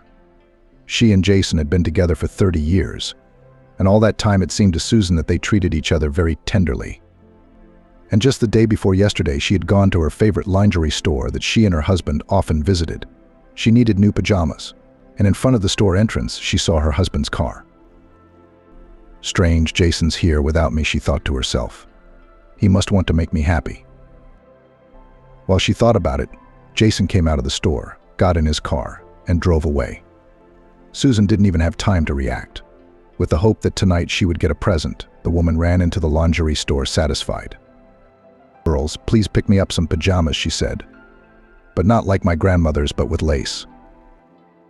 "We understand," Susan, the sales clerks, who knew Susan and Jason's family, said friendly and began to pick out clothes for her. Jason ran out of the lingerie store in a hurry and left the bag with a lace bodysuit on the counter. The salesgirls didn't notice it right away, but only when Susan left. Coincidentally, Susan mixed up the packages and took the one that belonged to her husband Jason and left her own. It was only at home that she noticed this exchange of goods. That evening, excitedly after dinner, she unpacked her purchase. But what was her surprise when she saw in the bag not her pajamas at all, but a pink, lacy, translucent bodysuit. And the size was clearly not hers. She took the receipt out of the bag and decided to call the store, which was going to close in 15 minutes. She wanted to let her know that she had gotten the wrong package today. "Hello, girls, I came to see you today for pajamas," the woman said. She was recognized on the other end of the line. "I think I mixed up the bags. I didn't take my own, but in the bag with someone else's purchase," she said. "Do you have the receipt?" the girl on the other end of the line asked. "I'll look at it." "Yes, there is," said Susan, who pulled out a check for a considerable amount of money. She thought to herself that someone's man was very generous to his woman. "Please tell me the number of the discount card. We can use it to tell you who the purchase belongs to," the girl said. Just a second, Susan took the check, called the numbers on the receipt. This card and the purchase belonged to Jason Smith. Susan, hearing her husband's first and last name, fell into a stupor. But she needed to finish her dialogue with the store employee. "Okay, got it. I'll return the merchandise tomorrow and pick up mine. Thank you. Have a good evening," she said and hung up. After the conversation, she once again went to the gift bag that contained the item that wasn't hers, unfolded the bodysuit. It was about a size 44. Susan's size now was closer to a 58. This before, about 15 years ago, she might have fit into this bodysuit, but definitely not now. "Who's this for?" Jason bought lingerie. Did he have a mistress? Questions immediately began to pop into her head. The thoughts made a cold sweat run down her spine. "No, my husband is not capable of that. We have lived in love and harmony for 30 years. Raised 2 children." Susan thought. She sat down in the chair and couldn't move. It was as if she had been electrocuted. It was the phone call that brought her out of her thoughts. "Susan, hi. Why aren't you answering your phone?" It was her best friend Ashley calling. Hello? Susan, can you hear me? I can hear you, Susan mumbled quietly. Susan, what's wrong? What's wrong with your voice? I don't know. I think something's wrong. Can I come over now? Ashley asked, who was in the neighborhood where Susan and Jason lived. Yes, come over, I'm home, Susan added and hung up. She sat in the chair with the same unfortunate pink lace bodysuit in her hands until Ashley arrived. Here, look, she handed Ashley the bodysuit. What is it? Ashley asked, surprised, twirling the underwear in her hands. A bodysuit. My husband bought it for someone. Susan told her friend the story. Well, Susan, what if it's a mistake? You've already got yourself in a twist, her friend consoled her. Yeah, do you believe in this idea of a mistake? Jason was buying lacy lingerie, and it wasn't for me, Susan summarized. I saw it with my own eyes. Yes, you did. Don't you want to ask him yourself? You've always said that Jason and you have a trusting relationship, Ashley suggested. I guess I'll have to do that. But I'm afraid I'm going to have to do it, because then my whole idea of a perfect family will be destroyed overnight. But it's better than not knowing, Susan said. Let's have some tea, because I'm so thirsty. She bustled around the stove in the kitchen. Ashley stayed at her friend's house until evening, and then she left. Her presence calmed Susan a little, but the arrival of her husband from work brought her back down to earth. She decided not to tell him about the purchase she'd discovered. Hey Jason, how was your day? Susan asked her husband as usual. The same, sweetheart. As usual, Jason replied tiredly. Sorry, I won't eat dinner. I'm going to take a shower and go to bed. I have to get up early tomorrow, and I have an important meeting in the morning. I'll lie down in the living room so you won't be in the way. Susan tried to say the words in a firm voice so that she wouldn't show her husband her resentment. She wanted him to say, beloved, this is not disturbing me at all. I want to sleep tonight only with you. Therefore, what living room? But alas, the reality was quite different. Okay, Jason said, and went straight to the shower. Susan could hardly hold back her tears. In the morning, Jason left at about 6 a.m. Susan had just gotten up.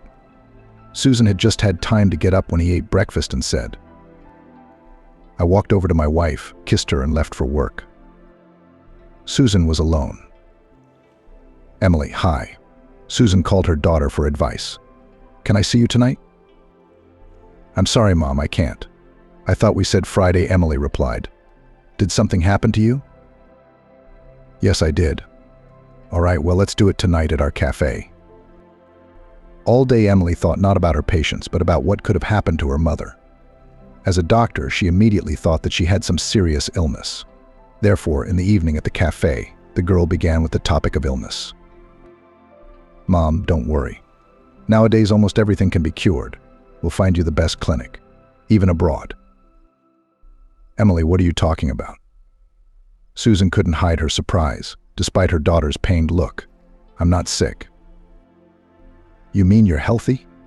I thought you'd found out you were ill, and that's why you've been so brooding lately.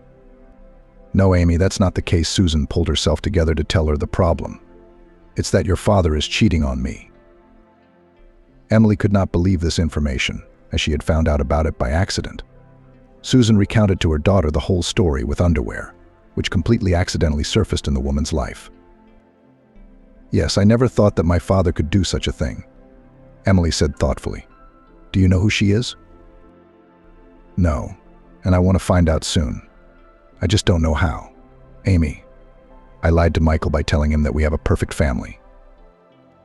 We're just a normal family with a typical cheating husband. That's how it turns out, as sad as it looks. While the women were talking, the waiter brought them coffee. Thank you very much, Emily thanked him for the order. The waiter nodded in response. Mom, we need to think of a way to get him out. Let's think about it together. I just don't know how to act in a situation like this, because it's the first time I've been in it. And Susan cried softly.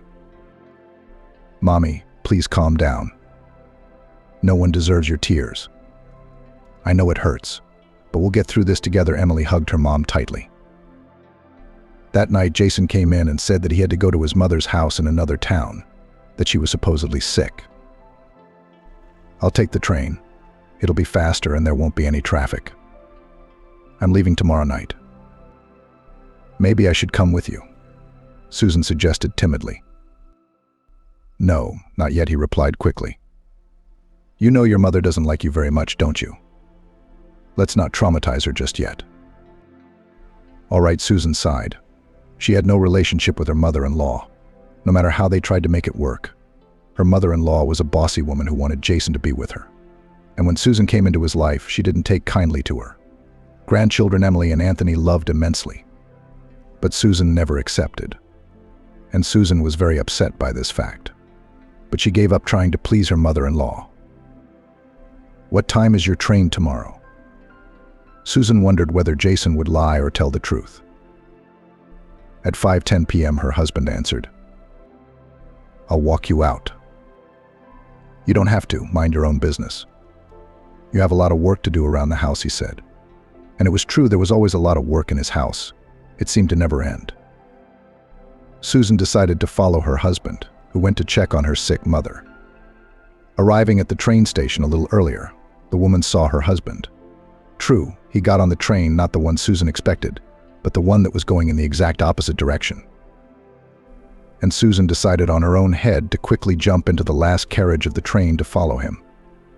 After going through all the cars and finding Jason in one of them, Susan sat behind him. It wasn't a long ride, only about an hour. Susan filled the stop. It was the Kalanina station. It was dark outside the window. There was some small, almost abandoned station. Susan was afraid to get off here following her husband. But on the platform she saw clearly that her husband went to the girl, kissed her, and they walked together by the hand into the darkness. Susan, seeing this picture, cried. The train moved on. Where was she going now? She didn't know. She just sat and rode in silence. After half an hour she came to her senses and realized she had to get off, so she got off at the nearest station.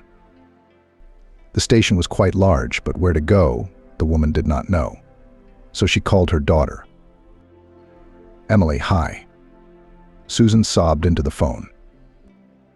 "Mom, what's wrong? Where are you?" Emily tried to make sense of her words through the noise of the train and her mom's tears. "I don't know where I am," Susan continued to sob. "Mom, calm down. What is near you right now?" The daughter was trying to find out her mother's whereabouts. She didn't know she had traveled far away. "I went to the station to follow Jason. He said he was going to his mother's, but he got on a different train, so I got on the other train with him and followed him. He got off at some station called Kalinin, and there was a girl waiting for him." From these words, Susan again became very offended, and she sobbed again. "Mom, what is the name of your station?" Susan said the name of the station, which she read here on the sign. "Now find yourself some place to wait for us. As soon as I find out where you are, I'll come straight over." After talking to her mother, Emily rushed to open a map on her phone. Michael was beside her. He had the day off today. "Michael, I'm sorry, I didn't mean to drag you into our family problems, but I can't do it any other way. Mom needs help." At the same time, Emily searched for the name of the station where Susan was now. She found it quickly and found that it was about 120 kilometers from the city. "Yeah, that's a long way for Mom to go. But we have no choice but to go pick her up. She's very depressed," Emily said. Michael went with her. He was driving, which was good because she was very nervous. And there was no telling if she would be able to drive for that long. Emily and Michael had a bit of a mix-up. It took about 2 to get to the station. With it already dark outside, Susan waited for them inside the station. During this time, she had already had time to digest her situation and calm down a bit. But still her condition was unstable. "Mom, are you okay?" The first thing Emily asked, meeting her mother's eyes. Yeah, I'm fine. I'm sorry for making you drive almost at night to pick me up." Susan felt uncomfortable, especially in front of Michael. "It's okay, Susan. Things happen in life." Michael was sympathetic. After picking up the woman, they all walked together to the parking lot where their car was parked.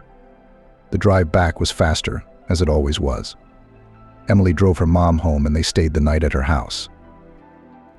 After Susan fell asleep, Emily didn't dare call her dad, it was too late. But she couldn't bear to watch her parents' family crumble literally before her eyes. Jason picked up the phone relatively quickly. "Dad," "Hi," Emily said into the phone. "Oh, Emily, hi. Is something wrong that you're calling at this late hour?" "Yes, Dad, there is. Why don't you tell me what's going on between you and Mom?" "Daughter, let's you and I talk about everything when I come from Mom's." Father's voice was anxious. "Dad, can you not lie to me? I know you're not at Grandma's." The father on the other end of the line fell silent. "Daughter, let's talk about everything afterwards. I don't feel comfortable talking right now," and he hung up. Emily didn't realize that it was pointless to ask her father for details now. She just had to be patient and wait. But she didn't have much patience. In the morning, Emily was awakened by a phone call from an unknown number. "Hello," Emily said through her sleep. She always slept so sweetly at her parents' house. "Is this Emily?" The pleasant female voice on the other end of the line asked. "Yes, it's me." Emily jumped up on her bed. "I'm Amber, your father's mistress. We need to meet tomorrow night at Cafe Rebecca at 8 o'clock in the evening," the girl said very quickly. "Okay," was all Emily had time to reply. Amber quickly hung up the phone, apparently so her father wouldn't overhear the conversation. Emily didn't tell anyone about the call, not her mother, not Michael, not her father. She decided to go to the meeting first, and then act according to circumstances. Cafe Rebecca was located in the center of the city, and was considered one of the most prestigious establishments. Emily had been there only once before, as a student, when she had gone there with her friends. This time Emily felt at ease already. She had money for this cafe. Last time, when she was still a student, going to this place took half of her scholarship. Once inside, she searched her eyes for this Amber. Emily didn't know what she looked like, but her dad's mistress had found her and waved her over. Emily cautiously made her way in her direction. "Emily, I'm going to have a short conversation with you. After all, you and I are not friends. I urge you to keep quiet about our conversation, otherwise it will be worse for you." Amber started the conversation. Emily carefully sat down in the soft chair. A waiter immediately came over to her. "I'll have a cedar latte, please," she said. One thing Emily remembered from her college days was that Rebecca's made very good coffee. The waiter nodded and walked toward the kitchen. "I have a favor to ask of you," Amber continued.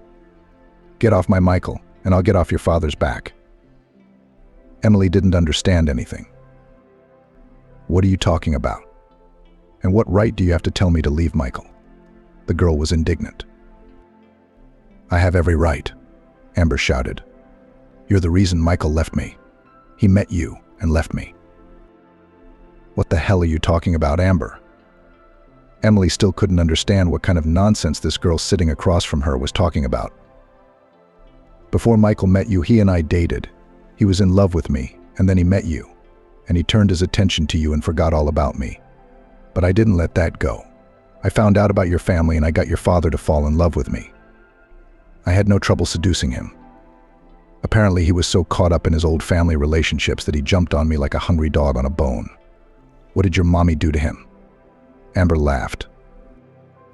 "Don't you dare say that about my mommy," Emily exclaimed. She hated to hear such words about her parents. "What's your dad like in bed?" Amber continued to play. "If you want your father back in the family, leave Michael alone," Amber said and got up from the table. "Otherwise I'll make him marry me, which will completely break your mother. And I'm not kidding. I'm no joke." After saying that, Amber walked out of the cafe. Emily was shocked. The waiter had long ago brought her the cedar latte she had ordered, but she couldn't bring herself to take even one sip of coffee. Finally, she took that sip. The coffee warmed her up so much. And she began to think about what she should do next, whether she should tell Michael or her father or her mother, or leave Michael for the sake of bringing her father back into the family. Would her parents be able to maintain a good relationship after all this? Emily was at a crossroads. She then decided to just talk to her father about what was going on between him and her mother. The next morning, After canceling an appointment at work, Emily arrived at her father's workplace. "Emily, what are you doing here so early in the morning? Why aren't you at work?" her father asked indignantly. He was uncomfortable that the whole mistress thing might come out. "Dad, I came here so you could tell me everything. I don't recognize Mom. She's completely exhausted. Tell me, who is this woman?" Emily went straight to talking about the mistress.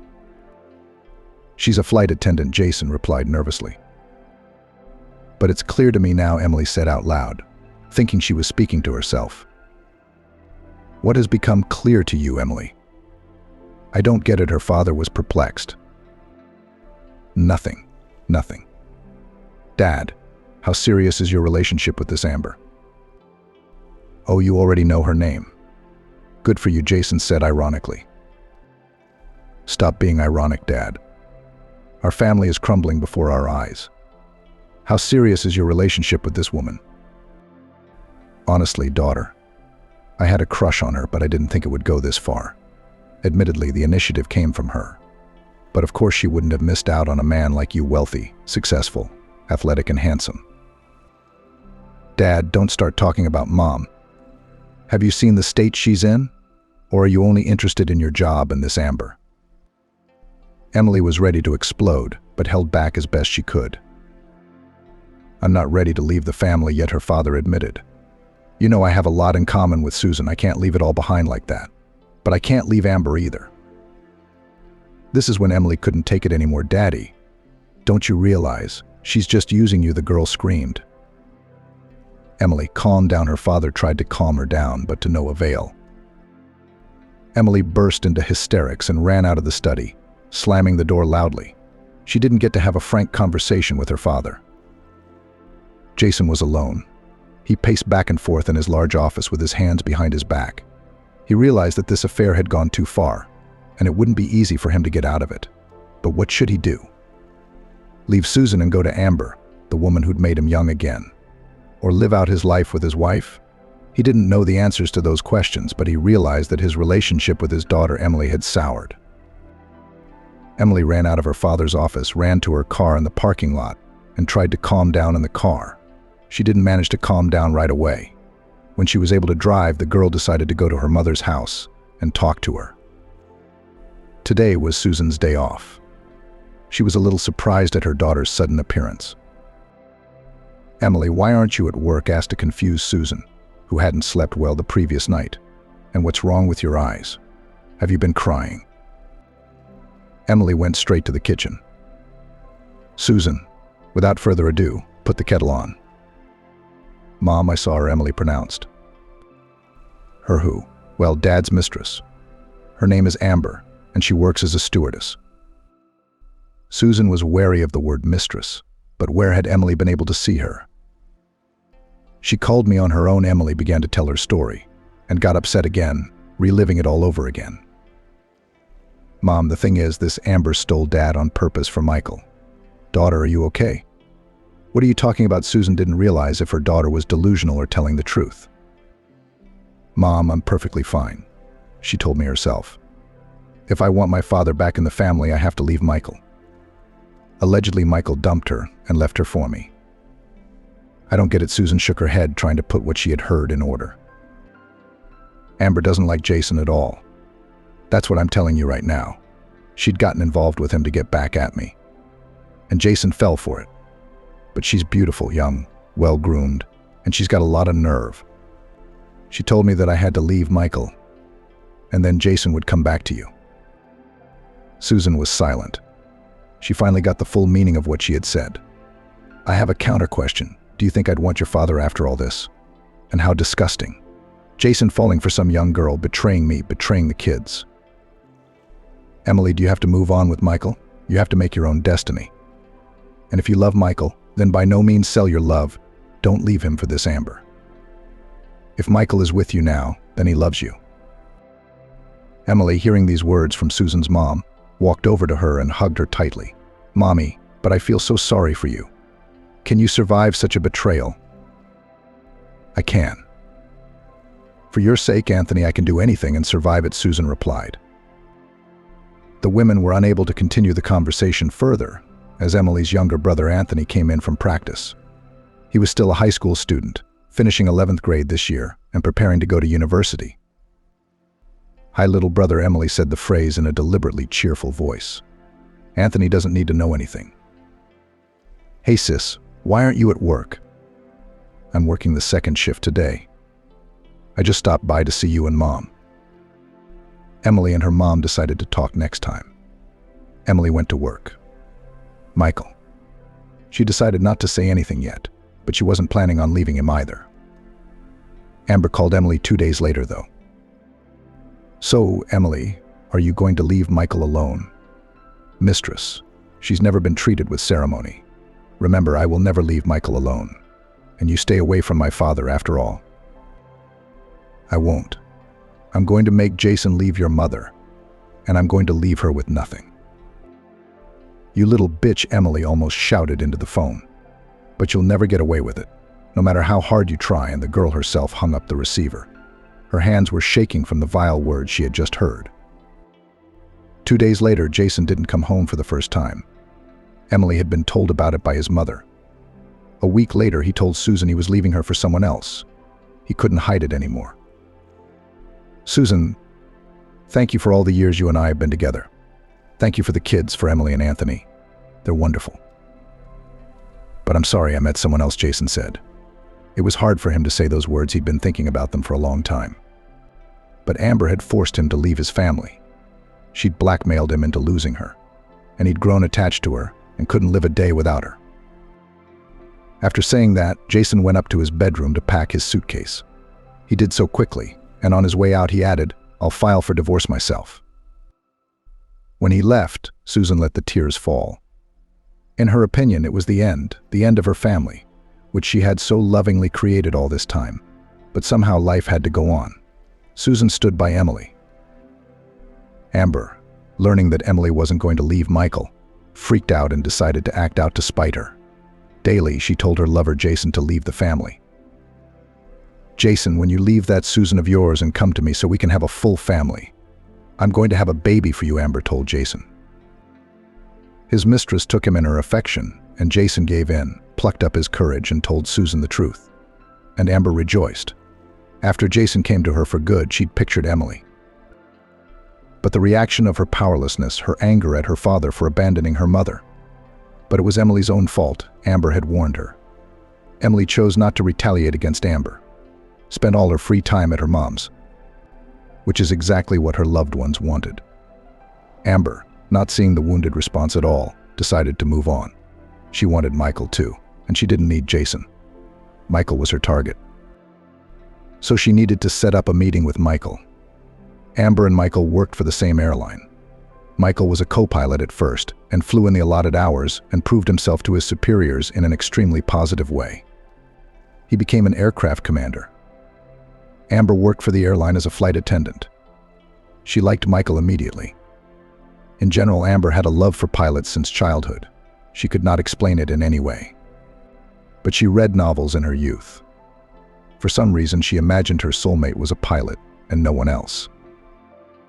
When she saw Michael, she realized she was lost. She flirted with him for a long time, trying to draw attention to herself. Michael, who had no girlfriend at the time, fell for her advances and seductions. But he did not feel anything serious about her and told her repeatedly. But Amber, at that moment, everything was fine. After all, Michael was with her, and it was the most important thing for her. And then Michael met Emily and disappeared. He left Amber, and he was honest with her about everything. She was furious, and she couldn't accept it. She couldn't accept that Michael had traded her for someone else. She didn't immediately follow Michael's new girlfriend. In principle, it wasn't hard to do. Emily had come to the airport a few times to pick Michael up after work. Then she found out all about Emily, her family, tracked down her father, and arranged a chance meeting in the parking lot. Amber went back to her big job to get Michael back, but he never came back to her. And one day, while leaving the airport with Michael, Amber struck up a conversation with him. "Michael, hey." Amber caught up with him. "How are you doing?" "Hey, yeah, I'm good." "Michael, I wanted to tell you that I'm not mad at you anymore," Amber said with a sly tone. I finally met my love, too. Yeah, I'm really happy for you. I really am. I hope he's a good man, Michael asked. Yes, he is. And you know him? I know him. You intrigue me. Who is he? Tell me. That's a mystery. Michael, why don't we go to the coffee shop tonight? Or do you want to come over for a cup of tea, just for old time's sake?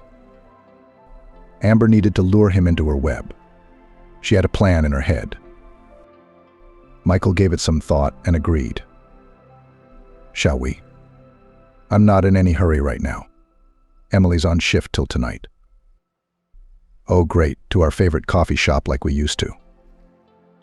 Aha. And Michael and Amber wrapped up at a diner near the airport. Have you had breakfast, Michael? No, I haven't. So I'm going to get some cereal with peanuts and tea. That's right. Amber admitted to him and ordered all the things she had listed. He ordered himself scrambled eggs and sausage and an espresso. Amber needed to lure Michael to her house at all costs. To do so, she opted for a sleeping pill in her purse, which she needed to discreetly slip into his drink. She had no trouble doing so. When Michael went to the bathroom, she calmly took and added the medicine to his coffee. Only she made a small dosage, so that he did not pass out right here in the cafe. Unsuspecting, Michael calmly ate his scrambled eggs, began to drink. After taking a couple of sips, he felt weak and drowsy. I guess I'm so tired from the flight today that I'm really sleepy, Michael said, closing his eyes as he walked. Amber realized that now was the time to take action. Michael, why don't we go to my place? You can take a nap at my place, because it's a long drive home. He couldn't resist, so he agreed. Happy Amber took him under her arm and quickly led him to her car.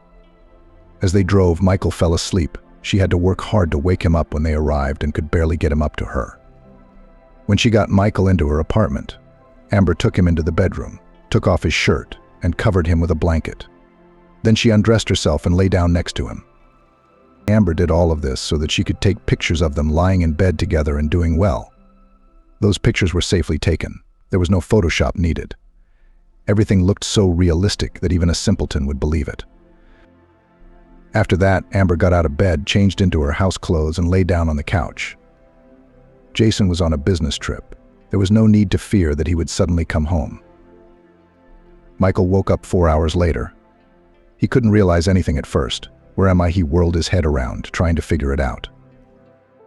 Honey, I've got you, Amber said affectionately as she ran in at the sound of his voice. You and I had such a good time. Michael couldn't understand a thing. What time? My head hurt like I'd been drinking nonstop for a week. I thought we were at a coffee shop. How did I get here? You invited me to your place. So I went. I love you. Amber hugged him. Michael pulled her arms off his shoulders. Don't, Amber. I don't believe there could be anything between us. You don't believe it, but look. The girl showed him the pictures she had taken. You set this whole thing up on purpose.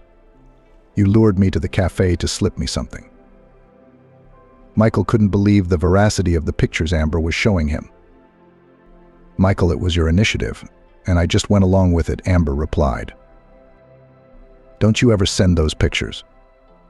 Ashley, do you understand me? Do you? Are you threatening me?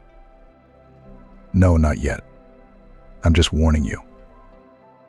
Michael barely got out of bed and walked out of the apartment. Amber was rubbing her hands together because she'd done it. Michael went first to the airport to pick up his car because he'd left work in a hired car. Then he was in a hurry to get back before Ashley got home from work. He broke all the rules, but he made it to the apartment where they'd been living together for months. He got there a half hour before she got back, changed quickly, and showered. All those half hours he wondered if he had something with Amber or if she'd cheated on him. Hi, Ashley greeted cheerfully when he got home from work. Hi, Ashley. Michael came out to greet her, gave her a kiss and a hug. I missed you so much. I missed you too. How's your mom? Michael suddenly asked her. Not good, Ashley said sadly. She can't get over it, and I don't know what to do. Ash, it's going to take time. Unfortunately, nothing else will help. I'm sure Susan will come through this ordeal with flying colors. We just have to wait a little longer. I certainly hope so, Ashley replied. She's spending a lot of time with Anthony. He's finishing 11th grade and getting ready for college. Her father hasn't called or written since he met Amber, and it's like he's lost his mind. As they say, a gray hair in his beard, a black eye in his rib. What are your plans for tonight, my love? Ashley asked playfully. I just want to lie in front of the TV with my favorite girl, Michael replied. I don't mind. Michael and Ashley spent the day together as they had planned. One day, Ashley went to her father's office to pick up his papers. Her mother had asked her to do so. Susan didn't want to see her husband again, so she asked her to go to Ashley's father's office. Ashley stopped by after work and he wasn't there alone. Emily was sitting in her father's office. This meeting hadn't gone too badly, even though it had been unpleasant. What can you do? Dad, Mom asked me to pick up my papers. Emily started the conversation. Give them to me and I'll go. They're in the locker room now in my briefcase. Jason went to the locker room, and Emily was alone with Amber in the office. She restrained herself from saying anything hurtful to Amber, but she wasn't holding back. How did you like Michael in bed? Amber asked ironically. What's it to you? Emily snapped at him. Or does my father not suit you at all? No, I'm fine with him, but I like Michael better. Stop it, Amber. Emily yelled at her. By the way, Michael and I had a lot of fun recently, she said, as if she didn't mean it. A couple days ago, Michael came over for a couple hours. Didn't he tell you that? Oh, that's too bad. I thought you two had a very trusting relationship. I don't believe you, Emily replied sharply. And I have proof. Amber pulled out her phone to show Emily the pictures from earlier. Well, I think we look great in bed together. Don't you think? Emily flipped through the pictures, unable to take her eyes off them. While she was looking at them, her father came back with the papers. Here you go, he said. Emily took the documents with trembling hands and left the office without saying anything. What's wrong with her? Dad asked Amber. I don't know, she said. I don't really care about your daughter, to be honest. Emily walked on, tears dripping from her eyes. She couldn't believe that her beloved Michael, her sweetheart, was cheating on her. The girl got into her car, let the tears flow, and then drove home. She needed to find out all the things that Michael was hiding from her. When she arrived, Michael was home. Hi, sweetheart, he said. But Emily didn't say anything, just looked up at him with her big, blue, crying eyes. Is something wrong? Something with Mom? Michael asked her. No, Mom's fine. But our relationship is over, Emily replied. What are you talking about? Anne, I don't know what you're talking about. I'm saying you can go back to your Amber. You and I are no longer on the same path. How could you go out with me and get in bed with her? After saying that, Michael realized what he was talking about. Amber showed her the pictures she'd taken when he'd suddenly fallen asleep. I'll explain everything to you right now, he tried to justify himself. I don't want to hear any of your explanations. I've got it all figured out, Emily said harshly, though it hurt her to say such words to the man she loved. Now please take your things and go live at your place. Michael realized that Emily was very upset with him. He himself would have been offended too, so without further ado he gathered the necessary things and left the apartment. Emily was left alone. She cried all evening, sitting on the couch and remembering their relationship with Michael, how it had started, how much romance there had been in the beginning, how she had fallen in love with him as a freshman girl, how she had waited for him from flights. She remembered and cried even harder from the hopelessness that nothing could be taken back. In the evening, her mom came to visit her. Susan's visit was planned. She wanted to pick up the documents Emily had traveled to her father's office to get. Susan saw Emily crying. What's wrong, daughter? She asked. Now Susan had to comfort her daughter. Mom, It's Amber. Imagine today when I went to my father's house.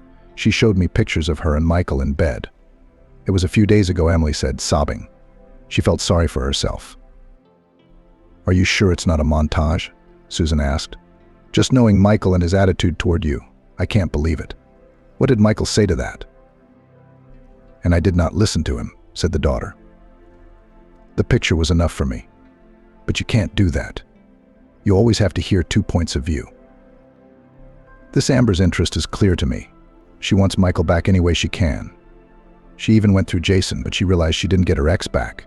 She's angry, and she's being mean. Mom, not making excuses for him, her daughter continued. I'm not making excuses.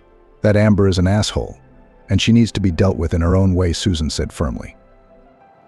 She was belligerent. I realize now that Jason is just a fling for her. And I've been asking myself for days, why didn't I fight for my husband? And Emily, maybe you should have given that girl a big send-off. Mom, is that you? Emily didn't recognize her usually quiet and calm mother. How do you want to fight for Dad? I don't know yet. It's Anthony's birthday, so we need to get the whole family around the family table soon. Can you help me? And we'll invite my dad too, of course. Without Amber, of course. And we'll reminisce about all the good times we used to have together.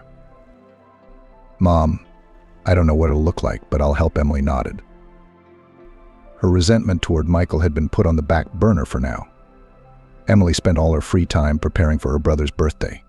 Anthony was turning 18. He decided to celebrate his holiday twice, with friends in a cafe and with relatives at home. A couple days before the party, Anthony called his father. Dad, hi. I hope you didn't forget. It's my birthday. No, of course not, son. How could I forget? Jason replied sincerely. He had a wonderful relationship with his son. He didn't want to lose that relationship to a new love. Dad, we're going out with the family. I'll see you at home on June 25th. Will you come? Jason paused for a moment, which made Anthony want to get upset, and then he said, I will, Anthony, thank you. I just hope you'll come without her. You know, Mom, Emily, the in-laws, no one will be happy to see her. I'm not such a fool, his son realized. And Jason did keep his word and came to the party on time and without his Amber. Susan met her husband as if there had never been any marital discord in their relationship. She was affectionate, friendly with him. It was a family celebration that everyone enjoyed, and the birthday boy himself was happy, and a full family, and gifts that made him relatives. After the feast was nearing completion, Anthony with a glass suddenly rose from the table. My relatives, I want to say a big thank you to all of you. Thank you for what I have. To you, Dad, I say a special thank you for coming, and we are together with you now as before. Anthony's words touched both his father, mother, and Emily deeply. Even tears rolled out of their eyes and fell into the glasses with sparkling wine. Emily, where is Michael? The father asked his daughter.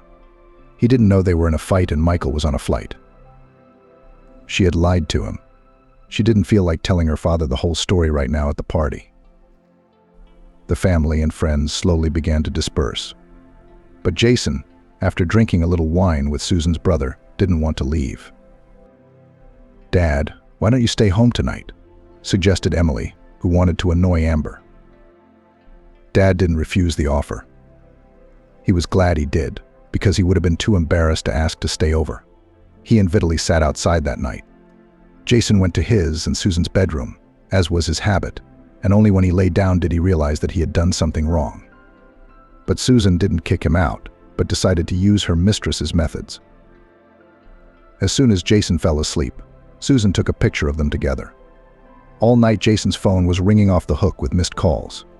But Susan turned down the sound on her phone and fell asleep peacefully.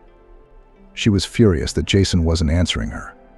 She knew exactly where her lover had gone and was very worried about missing Michael. She couldn't let Jason go now, or she'd be left with nothing. And she didn't want that. She called all night, then all morning.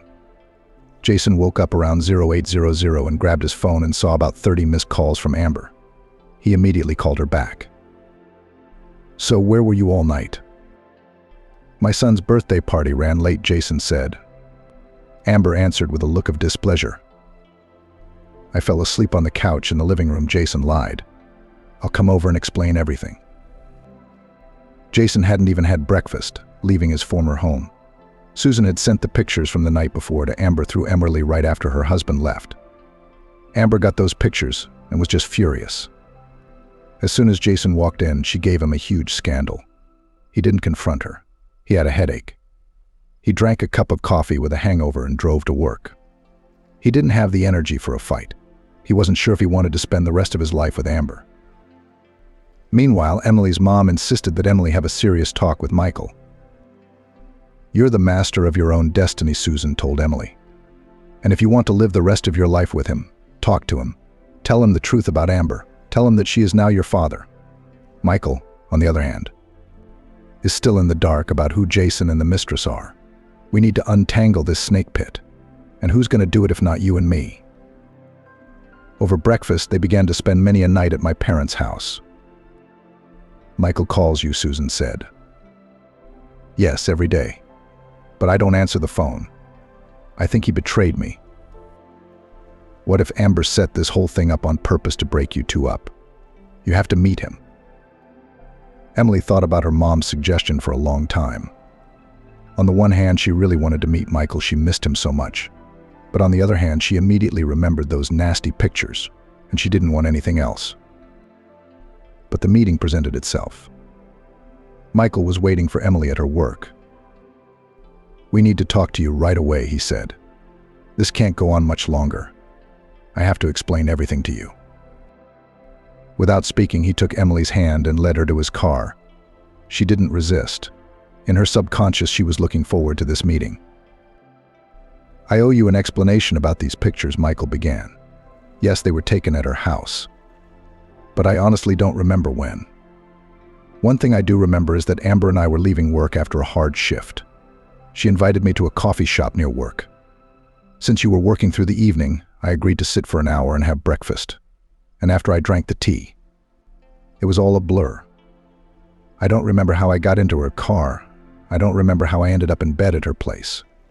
You may not believe me, but I remember everything very, very vaguely. It was like something had been put in my drink. I believe you, Emily replied. I believe that she's capable of it, because she's been trying to break us up for so long.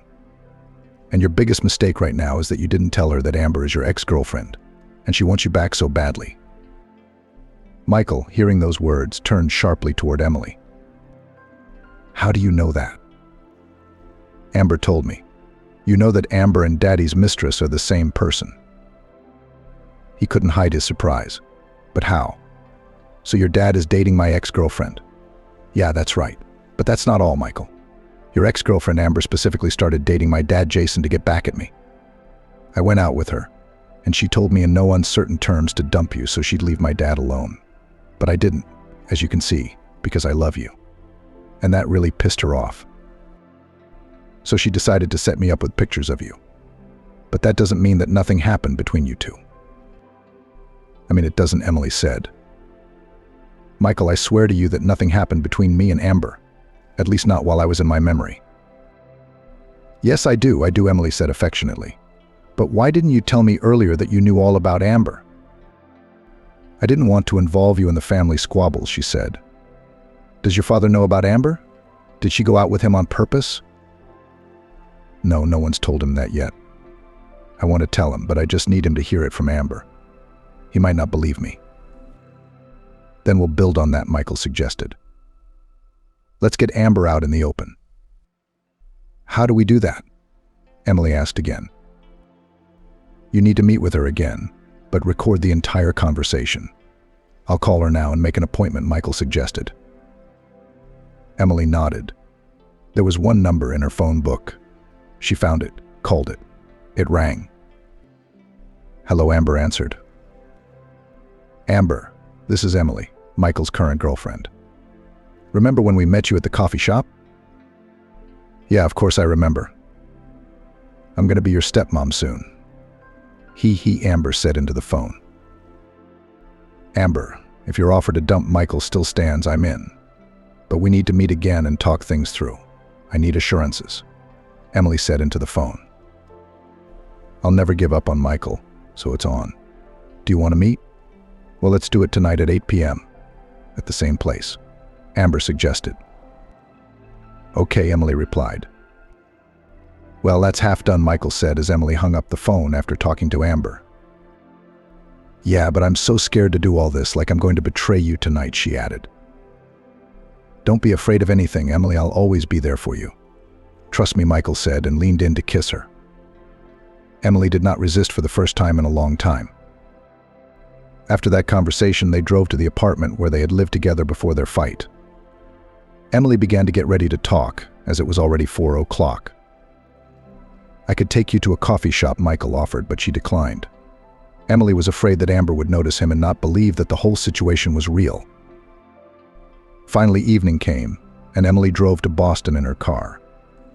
It wasn't a long drive, so she got there in 15 minutes. Amber was already sitting at a table in the cafe in all her war paint. You've had enough of Michael, haven't you? Amber asked. No, I love Michael, but I'm sorry about Mom. She's very depressed. She doesn't go out, she doesn't eat, she lied. I really hope that Daddy will come back to the family and everything will get better. Mom will revive at least a little. But I need to know that if I leave Michael, you'll leave Dad alone. Yeah, I promise you that. You leave my Michael and I'll leave your father. I don't love him. I don't love him. I only needed him to accomplish my goal, Amber said loudly. Emily had time to turn on the recorder on her phone and write it all down. Okay, Emily replied. I believe you, Michael is yours. With those words, Emily got up from the table without ordering anything. Everything she wanted to get, she had already gotten. She drove home and told Michael everything. Amber believed it. You have to play your part now, Emily said. She and Michael agreed that he was in the play and would play the role of the jilted and hurt boyfriend. They wanted to get Amber to dump her wounded father. Amber found out about Emily dumping Michael 2 days later. She caught up with him when they got off work together again. Michael, is it true? Did you and Emily break up? Yes, I did, he answered her. So now I have a chance again? Amber asked ambiguously. But everyone always has a chance, he answered ambiguously and walked on. Amber took his answer as a call to action and acted on it. She needed to tell Jason that they were breaking up. But first she needed to make sure Michael was in her good graces. Amber didn't want to be alone.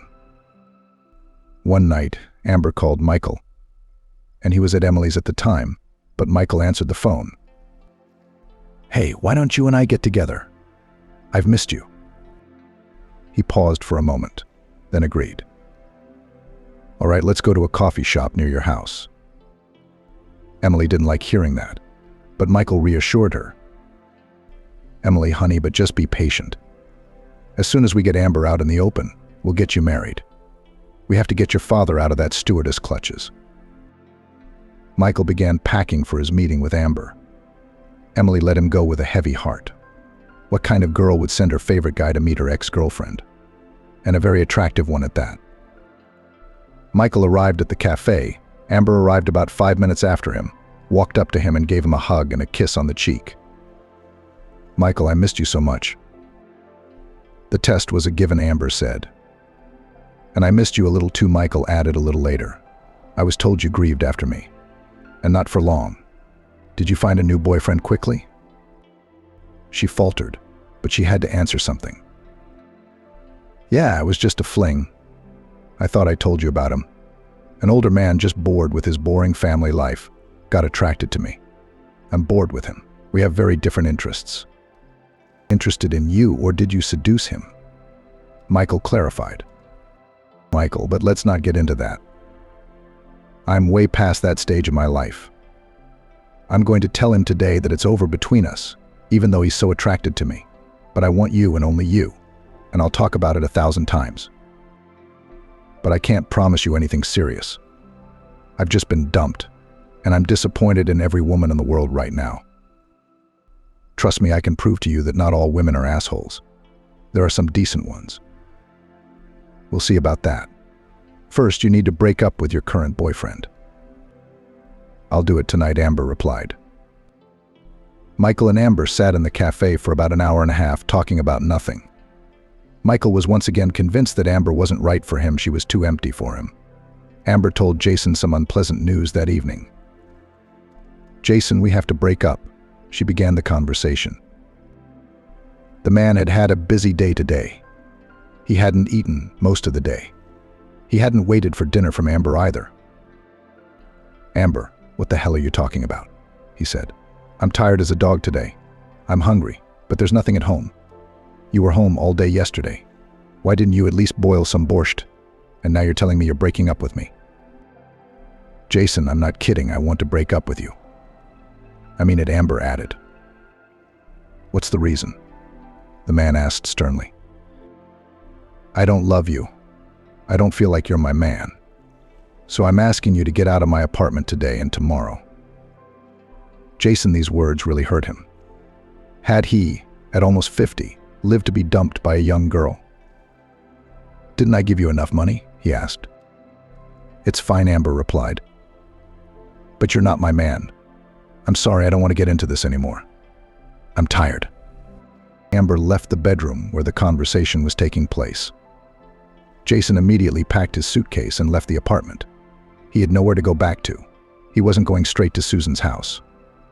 So he drove back to the hotel, frustrated and angry not so much at Amber as at himself for being such a fool. He'd thought she was the girl he was going to spend the rest of his life with. How had he been wrong? Naive. As soon as Jason left, Amber silently called Michael. "Michael, I want you to know that I broke up with my Jason. He just moved out of my apartment. You can come over." Amber was pleased. She couldn't believe that her plan had finally worked and that she and Michael would be reunited very soon. But how wrong she was. Michael told Amber that he couldn't come to her place today because his mom was sick and he needed to be there for her. Amber believed him, saying she was expecting him any time. And Michael, of course, was at Emily's the whole time. He's the one who told her what Amber said about breaking up with her dad. "I wonder where he went now. Probably to a hotel, because he has nowhere else to go," Emily said. "Emily, listen. What if I called my dad and asked him to come over to my mom's house and tell him that we wanted to have dinner at my mom's house? What do you think?" Michael suggested. "That's not a bad idea. Call him." Michael agreed, and Emily immediately dialed her father. "Dad, hey, what are you doing right now? Do you have time right now? Why don't you come over to Mom's? We're planning on going over there too. We're going to sit around and drink tea from the samovar." "Emily, would it be okay for me to go to her house uninvited? I was mean to her, leaving her," Jason said. "Dad, but Anthony and I are calling you, and I think she'll understand that we wanted to talk to Dad." "All right, I'll be there in an hour," Jason replied. He had nothing to do at the hotel, so he agreed to spend time with the kids. Emily had time to tell her mother, and she and Michael went to Susan's house. Jason didn't lie, he came. It was awkward for him, but he managed with his agility, and they all sat down to drink tea from the samovar and play bingo. And after a while, Emily called Daddy to talk to her. "Dad, I've got a rather complicated conversation to have with you about your Amber. I broke up with her today. She kicked me out of her apartment, said she didn't love me," Jason replied. "I know how. I didn't turn on the recording on my phone. Yeah, I promise you. You leave my Michael, and I'm leaving your father. I don't love him. I only needed him to accomplish my goal," Amber said on the recording. "Dad, Amber didn't love you at all. She only seduced you to get Michael away from me. She dated him before, but Michael dumped her when he met me. And I just found out all of this recently. You fell for her and hurt your mom," Emily said. Jason didn't say anything, but he didn't have much to say. In his defense, Michael had faked our breakup and told her that he was ready to go out with her again. "She dumped you that same day, Dad." "She's nothing," Emily finished and left the room. Jason remained standing alone in the room in silence. The next day evening, Emily walked Michael to work outside the airport. They met up with Amber. Emily purposely hugged Michael, kissing him. He reciprocated by kissing her too. Amber walked by them just then, and Emily had time to say, "You're too excited, sweetheart. You'll never see my Michael. He's mine and mine alone. You're a liar, Michael." Only now she realized that she had been tricked. You're not all about screwing around with men. "You stole my father away from my family, so you're left with nothing," Emily added. She was glad that Amber was finally getting what she deserved. And she deserved to be left alone. Michael and Emily got married a few months later and went on their honeymoon in Los Angeles. Emily had long dreamed of visiting that city. After the honeymoon, they sold their 2 apartments and bought a large 2-story house. And a year later, they had a son who was named James.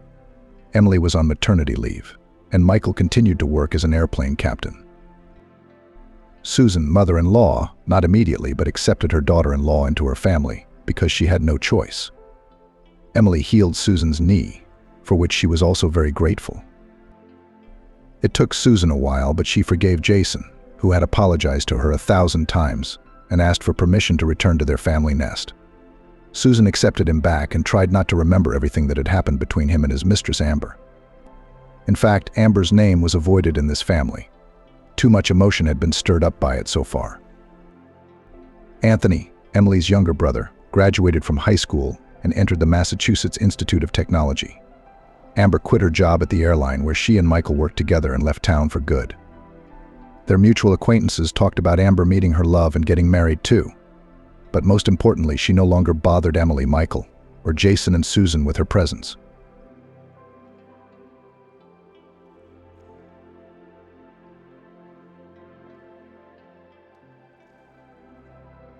Darkness had always seemed to Angelica a living thing, and as long as she could remember, she knew that something lurked in it, waiting for the fateful moment, something that wanted to harm her.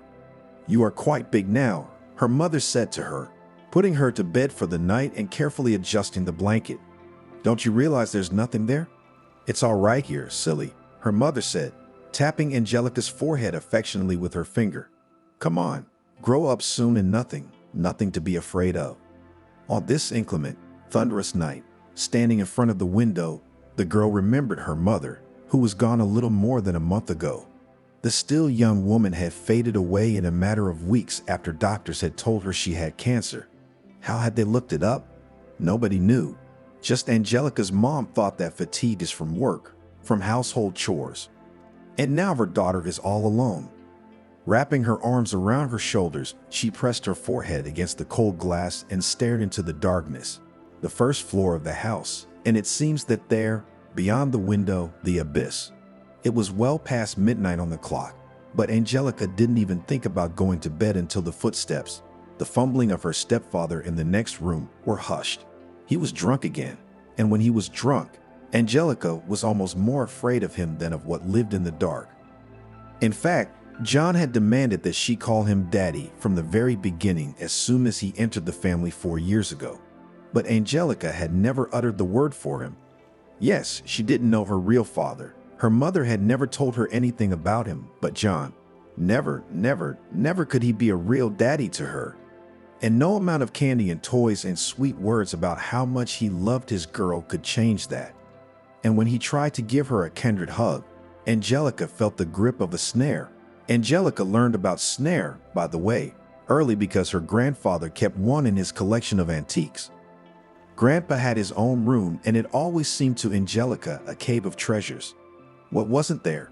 Huge books, colorful rugs, strange pictures that her grandfather Robert called engravings. A big globe, not at all like the ones at school. And about the huge trap, her grandfather said it was a 19th century antique. When Angelica was little, she couldn't understand what the 19th century was. Even what her grandfather said didn't help. It was a time so long ago when even his own grandfather had been a baby. Robert also said that this trap had once been used to hunt special, magical wolves. But Mama didn't like that kind of talk. She said that because of them, Angelica would never stop being afraid of the dark. Mom sometimes even demanded to throw this thing away, saying that even though it lies on the shelf, but still somehow uncomfortable, the aura in the house is spoiled. But grandfather only waved away and said that the aura, if it is at all in nature, spoiled people, but not things with a good family history. "Daughter." Stepfather's quiet voice at the door pulled Angelica out of her silent stupor. She shuddered and turned around. "Angelica, open up to Daddy. You're awake. Are you afraid of a thunderstorm, little girl? The nightlight is on. There." She clenched her teeth. What kind of little girl is she to him? A week ago, she turned 18. But no celebration, of course. Shortly after her mother's funeral, no wish. Just that day had passed and that was it. Her stepfather only got drunk in it again and kept repeating that time flies. And she for him will always remain a daddy's daughter who belongs only to him. In general, the stepfather said strange things when he was drunk. And when he was sober, he did strange things. For example, he loved to move things from one place to another. For example, the mud Angelica used to drink tea from in the morning, and then began to say that no, he did not touch anything. It is with her head something apparently is not so. Go away, please. I'm tired. I want to sleep. Go away, you're drunk. Angelica's voice sounded unsure. The stepfather outside the door seemed to run his fingernails over the door. No, the stepfather exhaled hoarsely and the door opened. He stepped into the room, closed the door. What are you running from me for, huh? I won't hurt my girl. The stepfather licked his lips and Angelica felt nauseous. Suddenly, his hand reached out and put out the nightlight. Small in the form of a lantern, from which on the walls danced figures of forest animals and close to the stars. It was a gift from my mother long ago and every night burned until morning. Turn it back on. Angelica's voice trembled.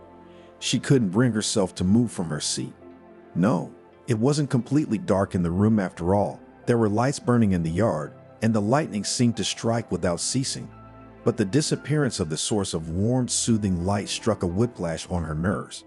Afraid of the dark girl, the stepfather was getting closer. What do you want? Let's talk tomorrow. I'm tired, Anne. Do you want to go to bed, my girl? The stepfather licked his lips again and hiccuped drunkenly. Angelica gasped, her body trembling. If now to rush forward and jump out into the hallway. You can wake grandfather. He will calm him down. Grandfather, though he was already 70, was not afraid of John and always protected his daughter and granddaughter from his drunken antics.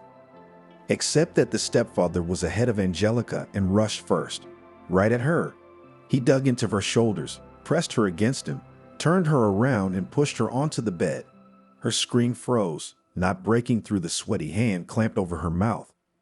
What, do you think you become a big girl and can disobey your father? She's already 18, so everything is possible, popped stepfather. Angelica desperately resisted, but the forces, trivial simply by the weight of her stepfather and her, were not equal. The belt buckle jingled. Tears in the girl's eyes clouded everything around. Nightmare, darkness, the worst fears that she hadn't allowed to fully materialize in her head until now had become reality. Angelica snapped out a low, pitiful moan. But the one who hovered over her, it did not stop, only seemed to inflame even more. A big one, so muttered the stepfather in a slurred tongue. You're already out with the boys, aren't you? And Daddy then aside. Well, nothing. I'll teach you how to obey. And suddenly the door opened. The light on in the hallway illuminated the figure on the threshold. Grandpa. In an instant, he was beside her, and then some force simply yanked her stepfather off Angelica, tossed him aside like a sack of garbage. Barely, with difficulty, she realized it was her grandfather who had done it. But he always seemed so weak, and here, sitting up on the bed and correcting, returning the pajama shirt torn by a ruthless hand to her bare shoulders, Angelica opened her eyes and watched as her stepfather, who had barely begun to rise, took flight again, now against the wall. Grandfather just stamped him, and then hit him in the face with a full swing. John yelled something, tried to swing his fists back, but the forces were not equal, and in addition, he was tangled in his own pants. Finally, grandfather gave him a final, from the heart, as they call it, a blow, from which the stepfather just howled and began to roll on the floor. And the next powerful blow, grandfather clearly deprived him of his senses. Angelica, the grandfather turned to his granddaughter. Get dressed. Grandpa, she started, but the stern look immediately canceled any talk and slowness. The girl grabbed a sweater, jeans. Grandpa grabbed her stepfather by the scruff of the neck and lifted him off the floor. Not exactly carrying him, but dragging him. Grandpa, don't kill him, Angelica exclaimed. Well, what are you? Grinned the old man. Teaching enough for a start. What we will do. What are we going to do? Angelica froze. We'll leave. Right now. What? Oh, granddaughter. I should have waited for nothing. I thought maybe he would come to the senses. You see, he's lost his human face. No, we're leaving now. I've already decided where to. You obey your grandfather and pack your things. I'll call a cab and I'll lock him in the back room. He'll wake up in the morning, knock on the neighbor's balcony. He won't be lost. He'll live. Although, such a creature. With a hum, grandfather disappeared into the corridor. Angelica acted, feeling as if in a dream. Take out the bag. Leave what was at hand. Oh, how lucky that recently in the room put in order and at least did not have to look for long documents and all the necessary little things. The tears had not dried up yet, but the girl was laughing nervously. What's going on? 5 minutes ago, she was suffocating under the disgusting weight of someone else's body, and now she's packing. Where to? Why now? Anyway, she didn't want to stay in this house.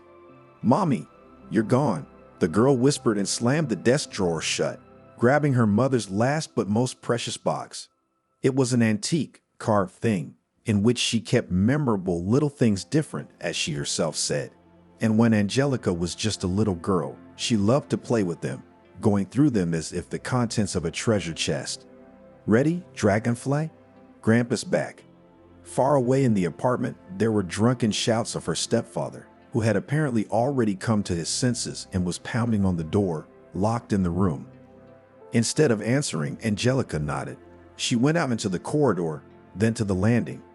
Grandfather didn't lock the front door, just closed it. Now to the elevator and down. Why are we leaving? Where to? Angelica asked when they stopped at the elevator. Robert didn't answer right away.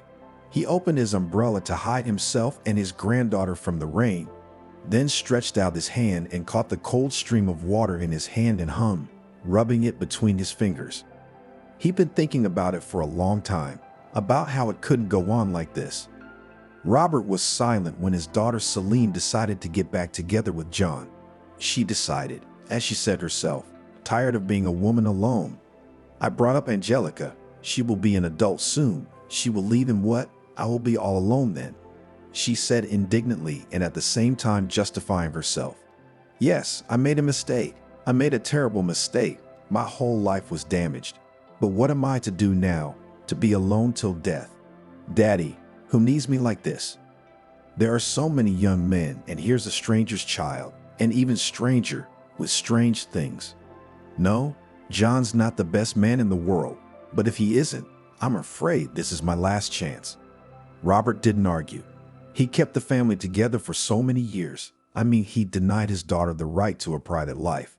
Where with a kind word, and where with strictness, he had convinced her that Angelica's upbringing was her main task, her duty as a good mother. He thought, so really, it will be better. A small family lived and as that, sometimes even like it seemed that they were happy. Angelica's mom was so young when her daughter was born, only 20 years old, and it was not a planned child. And the father of the daughter, it was possible to consider that there is no at all. That is, roughly speaking, biologically, of course, he existed. But in that murky, dirty, cruel story revealed enough burning truths that Selena refused any connection with this man. Only her father trusted the truth, and he, feeling immensely guilty for allowing what had happened, agreed with her. Although he sometimes realized that no, he could not have prevented it. To be more precise, he could have. If Selena had told him everything at once, instead of being alone with her misfortune. In general, the father-daughter bond could have broken, split like an iceberg under the impact of waves, but it was Angelica's appearance that became the saving glue for her. The baby gave them strength, gave their lives meaning. Angelica had been dusted off. No daycare why, when there's a grandfather who, possessing a sharp, developed mind, taught the little girl to count and write, looked after her, and along the way before he retired and after, generously spent on her most of his salary. She was his historian and culturologist, specializing in folklore, not that great, but with what the accountant received Selena for the needs of the family was enough. Angelica grew up a quiet, domestic child. She went to school, but she did not make many new friends. In general, with her and in the yard drove few people. Not because of her odd fear of the dark, and a sensitive attitude to the fact that sometimes count the surrounding objects were so noticeable. No, about it only the closest knew. Simply, Angelica was very timid, shy, did not show initiative in games, but she studied well. She obeyed her mother, and Mom was quite happy with that. She only sometimes regretted that there is no in her daughter a bright palette of emotions, that fire that happens in other children. But then every time mentally said to herself that even be happy about it should be. Maybe the daughter of her mistakes will not repeat. I wish Angelica never had to go through what she went through in her time. Grandfather Robert also saw how his granddaughter was growing up, but it did not bother him in the least, because he noticed something else. Angelica was so sensible and intelligent beyond her years. So what if she doesn't run around the yard with the other kids, but as Peanuts cracking tasks from math and physics textbooks, eagerly argues with him, an old man about the deep meanings of the legends of Eastern Europe, and by heart can retell the most important dates in the history of Constantinople, not forgetting all the names of important persons of that time. Sometimes the granddaughter talked to her grandfather about the future, about what she wants to become, and every time she kept saying that she wants to be like him, also to study history, culture, folklore. Wouldn't you get bored? Robert asked with a sly squint. It's more work in the office. It's not an adventure with treasures, as in the movies. But it's interesting, answered Angelica invariably. And you can work very much alone. What are you? You do not like human society. Are you a bear? Which and alone in the wilderness of the forest is good? Once asked his grandfather. And if I am a bear? Replied Angelica. He is big. No one will hurt him. No, grandfather. I love people. It's just, I think I'm something else. You're the only one, Robert grinned, and the best granddaughter I've ever had. And that, believe me, is even more important than science.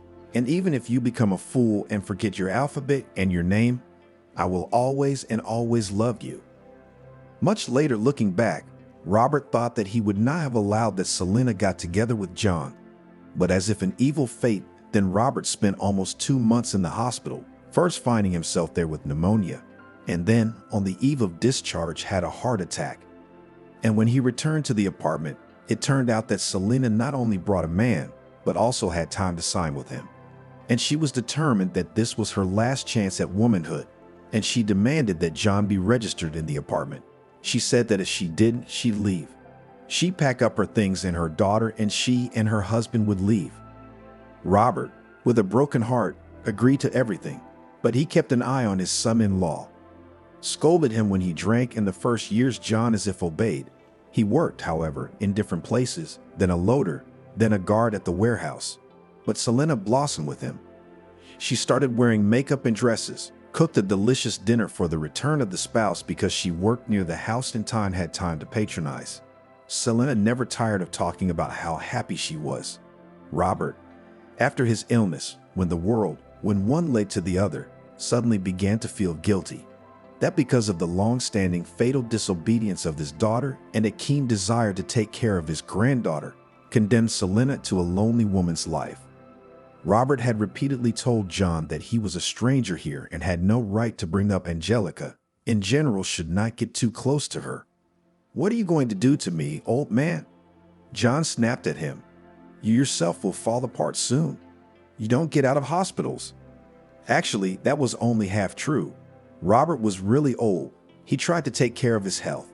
He was a head taller than his son-in-law, broader than him in the shoulders, and in principle, he never complained of feeling ill after he came out of the hospital. Robert always believed that men in their family were strong. His own great-grandfather had lived until he was 104 years old and had kept a large farm in the village until the last, commanding everyone so that even the mice went on a string. Robert did not run himself, ate without excesses. Morning began with exercise and even went to the gym, bought a subscription. Which, by the way, very funny, Selena. If you want your father to be an old man, then I'm sorry, my daughter, there will be no such thing. Yes, he's sick, like all people. But is that a reason to suddenly abandon yourself? Time passed, and one day Robert realized no. John was looking at Angelica for a reason. The bastard suddenly began to throw phrases that here she will be 18, will be a bride, will be a girl in the very juice, and it must, therefore, from the grooms to protect. Robert could not listen to how Selena takes these speeches as a joke, even happy that stepfather, you see, ready in advance to protect the honor of stepdaughter. When it became clear that Selena is sick, Robert suggested let's sell the apartment, start treatment. He also offered to sell his house in the village, but she was against it. No, I can't do that to Angelica. This is her future. She needs a good place to live. And me, I guess it's my time. I guess it's for the way I used to be.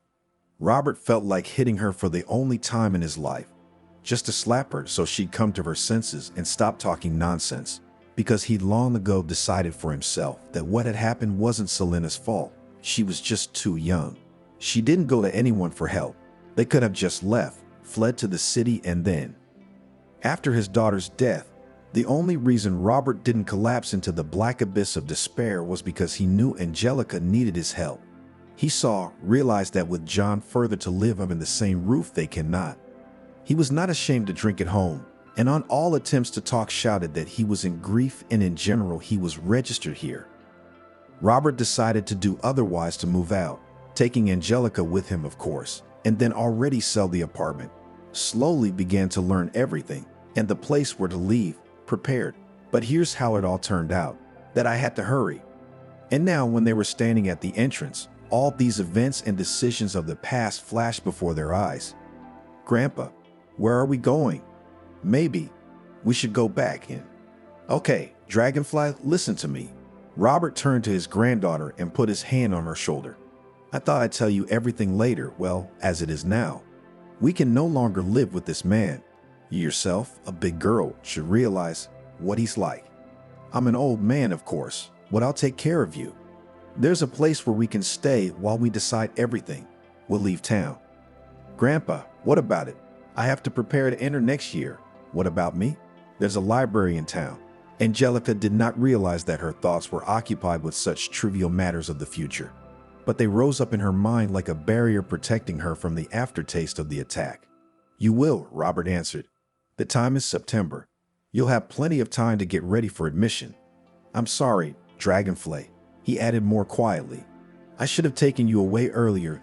The old fool. I kept thinking that I had to finish this and that. To hell with everything, just to keep you safe. It's not your fault, Grandpa. Angelica's voice trembled. Why did Mom bring him? He's your mom just loved and did not listen to her mind. It happens in life. Well, granddaughter, do not cry. I want to go back and unscrew his head. Angelica sobbed and hugged her grandfather. Don't. Let's really just go away, even to the end of the world. And where are we going? To your friends? No, Dragonfly. We'll go to my small homeland, to the village of Boars. Boo, that's all the girl could say. She would have been less surprised if her grandfather had said that they were going, say, to Paris. Angelica knew that this village was somewhere far away, but she had never been there. Her grandfather had once told her, when she was still a little girl, about those places, about how free and beautiful it was there. But then Mom heard it and yelled at Grandpa. She said she shouldn't tell her daughter about it. She'd had enough of that damn place.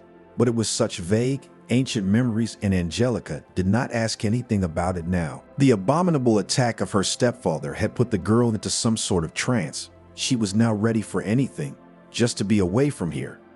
Finally, the cab pulled up. The driver, a chatty and smiling guy who introduced himself as Vasily, loaded the passengers' things and under the story about what an unusual shift he had today, took them to the station. And the owner of the pug said to me, "Don't worry, we are calm today. What does he do when he's not calm?" I do not envy her husband. Gibbered the guy, carefully taking a place in the parking lot. That's it, here we are. What time is the train there? We'll make it, answered Robert, counting out the bills with a bounty for the trip and for tea. Grandpa, have you bought tickets already? Angelica was surprised. No, but the nearest one is leaving. Robert glanced at his wristwatch. In 3 hours, if there are no tickets for it, then we'll go next. Grandpa, will he be looking for us? Who knows? But don't be afraid, smiled the old man. I won't let him hurt you. Now let's get to the Boars, rest, and slowly get on with our lives. Look, Dragonfly. There's a 24-hour buffet. What do you say about the pies? Unhealthy, fried, but tasty. I will, smiled Angelica. Luckily, the train tickets were available. Robert paid for a whole compartment at once so that not a single living soul would not interfere with the journey. Unfortunately, we don't have grilled chicken and boiled eggs, but there is a restaurant car, so we won't starve. Give me that bag, granddaughter. Careful, put it here. Something jingled in the bag. Robert carefully placed it. Angelica frowned. It felt like a box. Grandfather, is there a trap in there? Robert nodded. Grandpa, you told Mom you were going to throw it out. Yeah, that came out badly, but that memory is mine. That trap, what's that? Oh, dragonfly? I'll tell you later, but for now, he doesn't ask for food and drink, and he won't jump out from under the shelf. Won't bite, right? So forget him for now. Forget him. Let's better make the bed and you go to sleep, or look, quite sleepy eyes. Angelica agreed. Now, under the measured clatter of wheels, when with every moment the train carried away farther and farther, she suddenly felt so tired. Still, however, wanted to wash to wipe with a washcloth all traces of touching stepfather, but now it was impossible and therefore could wait. Early in the morning, when the dawn was already dawning, grandfather woke Angelica to admire the view outside the window. It was really a breathtaking sight. The train was rushing past the river, on a vast meadow in front of which cows were grazing. Summer was running, flying to the end, and the cattle were walking on the last succulent grasses. A little later, they took tea and breakfast was served by the conductor, and Angelica plunged into what she loved more than anything else in the world, grandfather's story. He told her what they would soon pass by, and then the view of a half station or some village acquired a special, deep, and fascinating meaning. What are we going to do there, grandfather? To live, granddaughter. We spent too long in the city, and you've never seen anything but it in your life. I have a house there. A real one? Angelica gasped. Well, not a toy, Robert grinned.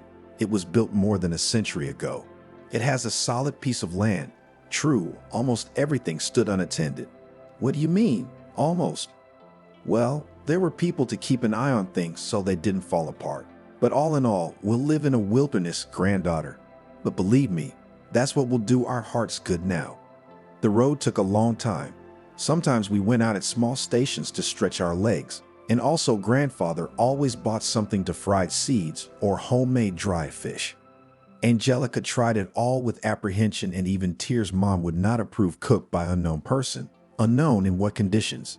But Angelica also believed her favorite grandfather. Grandpa, well, what kind of village is this? Angelica said in surprise, diving out of the screen of the smartphone, in which she had been sitting for the last half an hour. Almost a city already. Yes, the Boers have changed, but fortunately, civilization is slowly coming and the spirit of the old, as they call it, lives. And you, what are you? Quite urban at me. What else?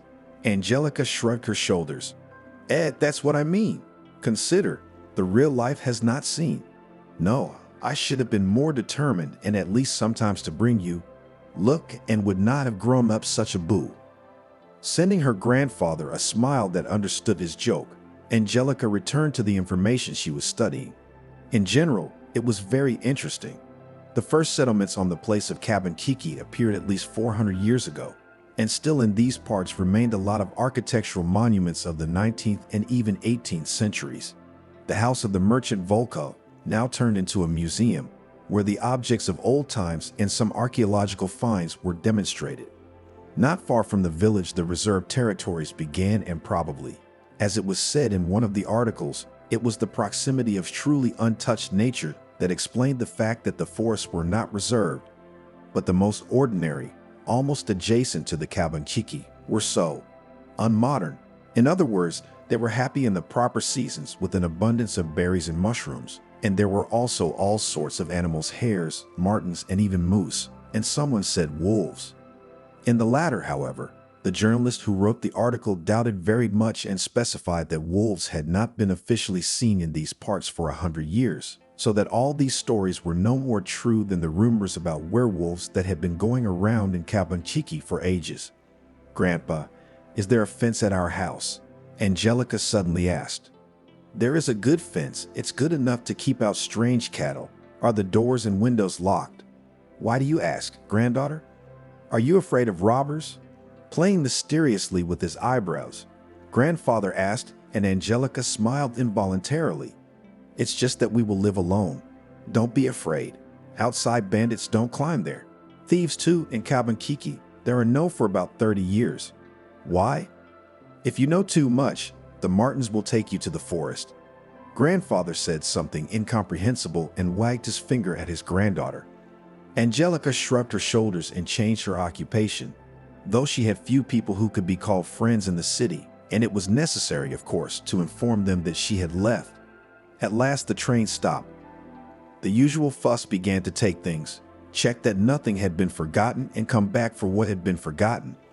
Then we waited for the bus and, having mixed up a little, almost went in the opposite direction.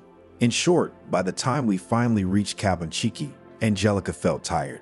But of course she looked at the sides, at what opened her eyes. It was hard to say that it was a village if we were to be guided by a classical idea of it. Asphalted road, modern buildings, post office, stores.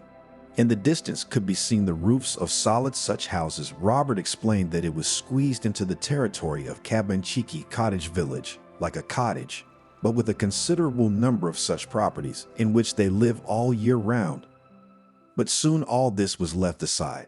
The air was fresh and possibly fragrant, filled with the aroma of meadow grasses. The wind carried the freshness of the river and the distant mooing of cows. Angelica suggested taking the cab when they first got off the bus, but Robert said it was ridiculous to walk 5 minutes. But it must have been half an hour, and with the way the luggage was dragging their hands, it seemed like an eternity. They passed all the houses in the village.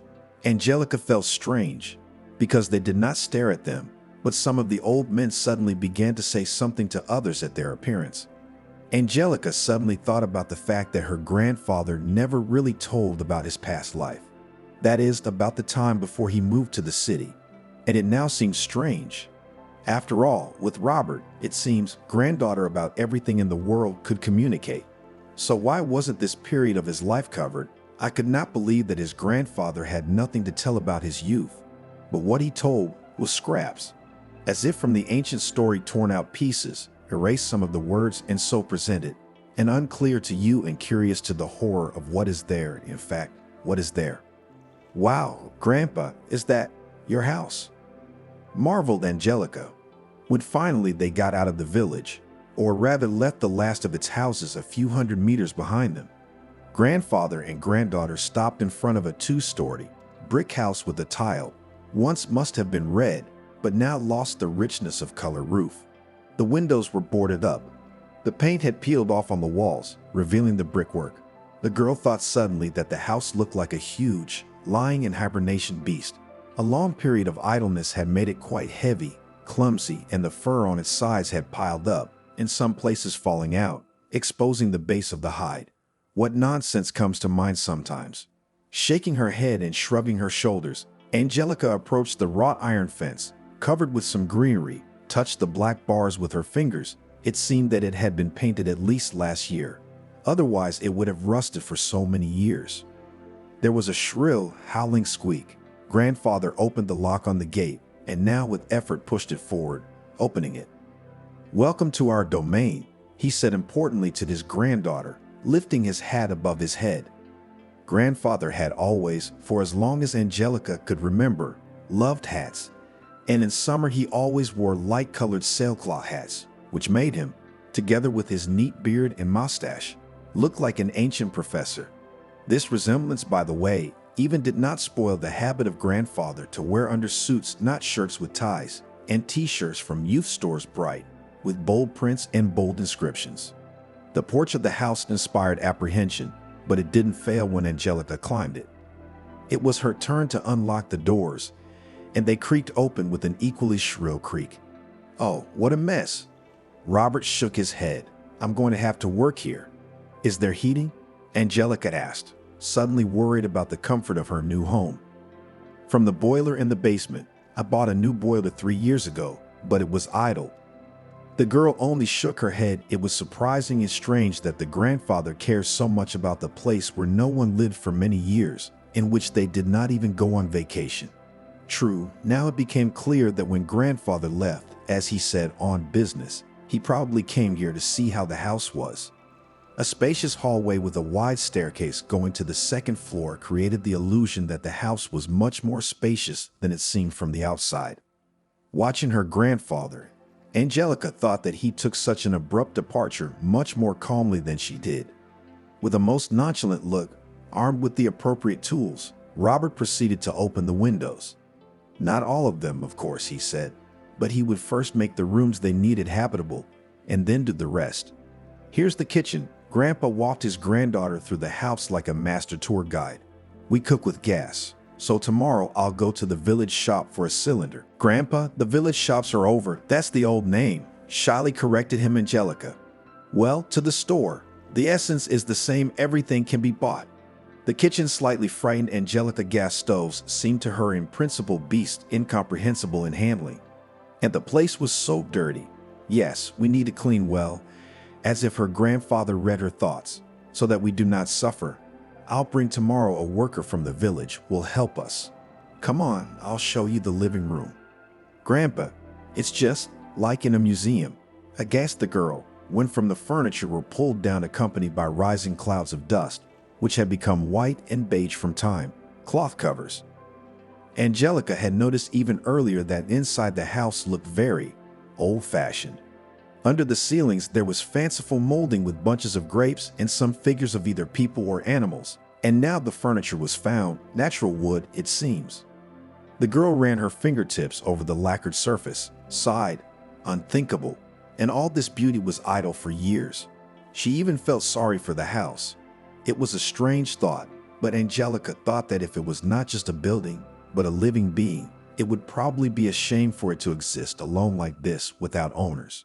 Is the fireplace real? I asked my grandfather, and he answered with a nod. Then we went to the second floor, where according to Robert there were living rooms, and a couple of guest rooms, and also a study. Well, let's take these, the old man decided, showing his granddaughter the two rooms next to each other. And although he said nothing, it seemed to her that her room had once belonged to a woman. It was indicated by the look of the bed. Its four posts were covered with carvings with floral ornaments, and there was a table with a triple mirror against the wall. The girl wrinkled her nose at the wallpaper, which must have come from the 50s, but in this room on the wall by the bed, it was literally falling off, and it was clumping up alarmingly. But since she was going to live here now, or rather live here for a while, she had to put up with everything. And to get used to it, Angelica decided to put some of her things in the room as soon as possible. Her mother's jewelry box on the table with mirrors, her favorite nightlight on the bedside table. The girl froze. Then she rummaged through her bag once more. The nightlight was gone. No, it was not lost. She left it in the room of the city apartment. Forgot. Oh, dragonfly. Like a little girl, honestly. Sighed grandfather, when Angelica shared her sadness with him. But it's not good to sleep with the light. Grandfather, please don't start, Angelica said, almost crying. She herself realized how stupid it is, 18 years old already and afraid of the dark, but she couldn't help herself. I'm not swearing. Robert waved his hands. It's nothing like that. Before, in the old days, even adults were afraid of the dark. It was normal, especially in villages like this one. He added more quietly, and then hugged his granddaughter. Well, keep the phone on at night. Put it on the nightstand. I'll look in the village shop tomorrow. Maybe they have lamps, or you could light a candle. No. Angelica calmed down and even smiled. I don't want a candle. What if there's a fire? And in the old days, how did they live with them, eh? And nothing did not burn everything and everywhere. So then, probably skillfully. That's right, Robert nodded. In the old days, we lived without the internet, but in many ways we were smart, and in some ways we understood more than we do today. Well, now that we've looked around, granddaughter, let's walk back to the village and get something for dinner. I'd order sushi too. Grandpa added in a hooligan tone. But I'm afraid the delivery zone doesn't extend to the Boers. You should get some rest, Grandpa. Angelica hated to be weak. After all, she's so young and Grandpa's old. Why don't I go? You just write down what to buy. Okay, you agree? Before going to the store, Still found out that the water supply in the house again has heating from the boiler, and in principle, the quality of water is not frightening. So Angelica went shopping almost in a good mood. It was nice and strange at the same time to walk along the empty road, listening to the silence. No, of course, the silence was not absolute, but against the background of the city noise seemed just fantastic. As it turned out, there were several stores in Capanchichi, but Angelica was lucky to go straight to the largest one, where everything on the list was available, and also, to her delight, nightlights were available. Angelica chose the one in the shape of a bear in linden pink color. The saleswoman behind the counter did not interfere with questions, but still asked if it was true that Robert had returned. They said they saw him, walking towards the manor. Well, Angelica stretched out, not really knowing what to say. We won't be long. To rest? Fine, said the saleswoman and looked at her strangely. Give him a bow from us Sidorops, and tell him the walkers still live here too. And the stones remember. I will, Angelica rounded her eyes. She hadn't expected her grandfather to be such a famous person, but apparently just lived here his peers, and maybe he wrote them letters. Finally, loaded with bags, Angelica went outside. The sun was slipping towards sunset, having changed the gold of light to a soft crimson tone. The girl was suddenly touched by the thought that dusk would soon come. Surely she would make it back before they did. How annoyed she was with her own silly, groundless fears. The road home was winding ahead in a ribbon. Angelica passed a woman with a full basket, by the look of it, of the early mushroom harvest, and the girl made a note in her mind to offer her grandfather to go mushrooming. 4 goats also passed by. The animals kept in a flock, and drove them barefooted boy, who paid no attention to the new resident of Capanchichi, too absorbed in the fact that not to let run away his small herd, and in addition still hummed under his nose some song. Girl, do you need a ride? The rustle of tires of the car approaching from the back and the voice of the guy who stuck out from the driver's seat took Angelica out of the state of pleasant, almost meditative thoughtfulness. No, thank you, she replied politely and even smiled, and quickened her step a little. Not that Angelica was afraid, but it was somehow unpleasant when you are alone on the road, the darkness is getting closer, and behind you a car with 4 strange men crawls. What are you doing? One of the guys in the back nodded. Hop in, we'll give you a ride. Are you afraid? The driver grinned. Why so? Are you a city girl? Angelica shuddered. Only this is not enough. What to do now? Turn around and go back to the village where people are. Drop the heavy bags and run? Hey, what's the big deal? A new participant in the events unfolding in the dwindling twilight approached from the direction of the village, just like the car, but on a bicycle. It was a tall, blonde-haired guy wearing glasses with round, old-fashioned glasses, and Angelica, though the situation did not dispose to the thoughts of outsiders, but thought that he looked something like a student from the old Soviet movies that her grandfather liked to watch. Even dressed similarly, plaid shirt, vest on top, but the jeans and sneakers, of course, are quite a modern detail. Hi, Alexander, gritted his teeth and averted his eyes the guy who was in the driver's seat of the car. Nah, just offering a ride. Well, the blonde grinned and slowed down completely, stopped the bike, so that he was exactly between the car and Angelica. Would you ride? Come on. Another guy from the car spoke up. We didn't do anything wrong. I'm sorry. All right, let's go, guys. And the next moment, the driver hit the gas and the car sped forward, and there, a lot farther on, turned at a fork, now heading somewhere towards the city, like somewhere. Is everything all right? The blonde turned to Angelica. Thank you, she smiled. Yes, you saved me. No, he replied. It's Max and his friends, they're locals. Hooligans, of course, but generally harmless guys. But their company seems to have frightened you. If only a little. I really recently came here, only today. I came with my grandfather, completely dared to communicate with the stranger Angelica and waved her hand, pointing to their house. That's where we live. Oh, so Robert's back, the boy said thoughtfully and sent Angelica a very strange look. May I offer the chivalric services of a chaperone? We're kind of safe here in general, but still, I I wouldn't want to interfere with your plans," Angelica said in a hurry and blushed embarrassed. "You're not interfering because I'm just out for a walk," the blonde replied. "I'll help with the bags at the same time." He patted the basket on the bike rack with his hand. "Thank you," Angelica agreed, still embarrassed. "If it really doesn't bother you. By the way, we haven't introduced ourselves." He held out his hand to her. "Alexander." "Angelica," answered the girl. The handshake was firm, and so they moved forward. They started talking, so about insignificant trifles, but by the time they reached the gate of the house, Angelica for some reason began to feel that she knew Alexander a long time ago. She opened the gate, expecting him to drive forward, but the guy stopped in front of them, unloaded the bags, returning them to the owner. "Maybe," Angelica swallowed nervously. "Would you come in to see us? You know, to say hello to Grandpa and have a cup of tea." "Thanks, but no. I have to go," answered the guy and looked very strange again. "Well, okay," shrugged Angelica. "Bye then. See you later."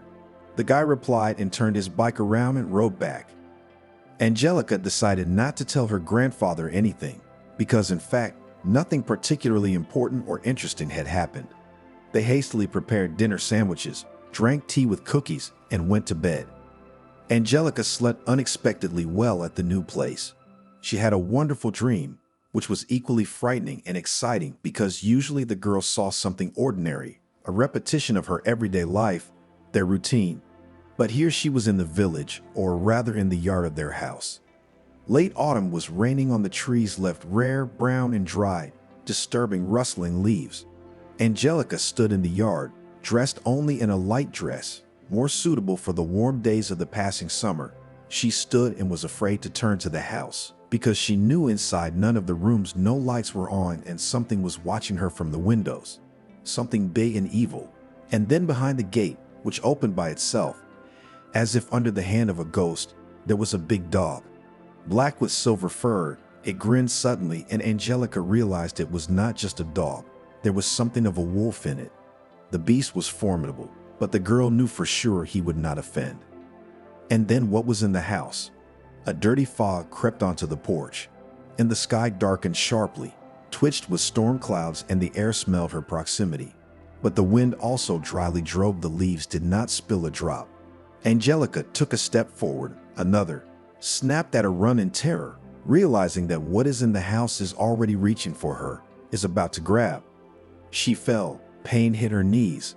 She stretched her hands forward in despair and her fingers sank into the thick, warm fur, and her gaze met the yellow eyes of the dog, in the depths of which smoldered red coals. The beast radiated strength, aggression, and hunger, but it did not want to hurt her. Angelica somehow knew that he wanted to save her, except he couldn't. Please, it was the kind of dream where you scream, tearing your voice, but barely a whisper comes out. "Let me in," the wolf answered, his voice somehow sounding like the roar of a beast, and a young man on a bicycle at the same time rang out right at the girl's head. "I can't," said the wolf. "First you have to invite me in." Angelica had already opened her mouth to say the cherished words, but then the fog caught up with her. It touched her ankles and yanked her back, and her stepfather's nasty voice sounded behind her. "There you are, my girl." Angelica woke up, jumping up in bed and gasping for breath. Outside the window was a clear, golden dawn. The house became noticeably cooler. Probably it was worth adding heating. Pulling her knees to herself and wrapping her arms around them, the girl squeezed her eyes shut and shook her head, as if finally shaking off the dream. What a dream! In the morning, grandfather announced that he was going shopping, and also for an assistant. "No need," Angelica said. "I can do it myself." "You think, Dragonfly? You're a hard-working bee and you know how to do everything, but there are a lot of worries here." "Nothing," the girl answered cheerfully. "There will be something to do. Will you be back quickly? Maybe we can go to the woods later for mushrooms." "That's a good idea," smiled the grandfather.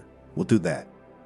By the time he returned, Angelica, of course, had not managed to do everything, but still the most necessary rooms were cleaner. "We went to the forest. It was fun, especially when the grandfather began to strictly correct his granddaughter's clothes, as it should be, to ensure that no gnats or ticks did not bite. Angelica had a very vague idea of the mushroom variety in the wilderness, And so grandfather's detailed story about what you can eat here and what not, accompanied by all sorts of simply curious facts, came just right. Grandpa also told a little about the locals, and Angelica decided to open up about what happened yesterday. I don't know Alexander at all. Robert shook his head. But I think we should invite him to tea, if only as a courtesy. Tell him if you see me insisting. We walked in the forest until late afternoon, and there we had another snack of sandwiches and coffee from a thermos. They unanimously decided to have dinner with mushrooms and fried them with potatoes. Angelica's grandfather didn't let her do it. He said that there are dishes that he, doesn't trust anyone. At dinner, we did not utter a word too tasty. Everything was too delicious, impossible to distract. But then, when grandfather, again without any help, brewed a fragrant tea, it was time to talk. Robert told his granddaughter that they had come, of course, to rest. But it was also time to seriously deal with his life. I think it's time for you to learn something about our family and why your mother has been alone for so long. Perhaps I should have told you about it sooner, but I once made a vow to Celine not to tell you anything. But I think that was a mistake. I'll be honest, granddaughter, I feel like I'm betraying my daughter's memory, but I can't keep quiet. There are things you can let go of, but you must know. And we'll start from afar. It turned out that the ancestors of Angelica's family on her mother's side were scientists, at least in 4 generations, and all of them attracted not exact sciences, but history, literature, folklore.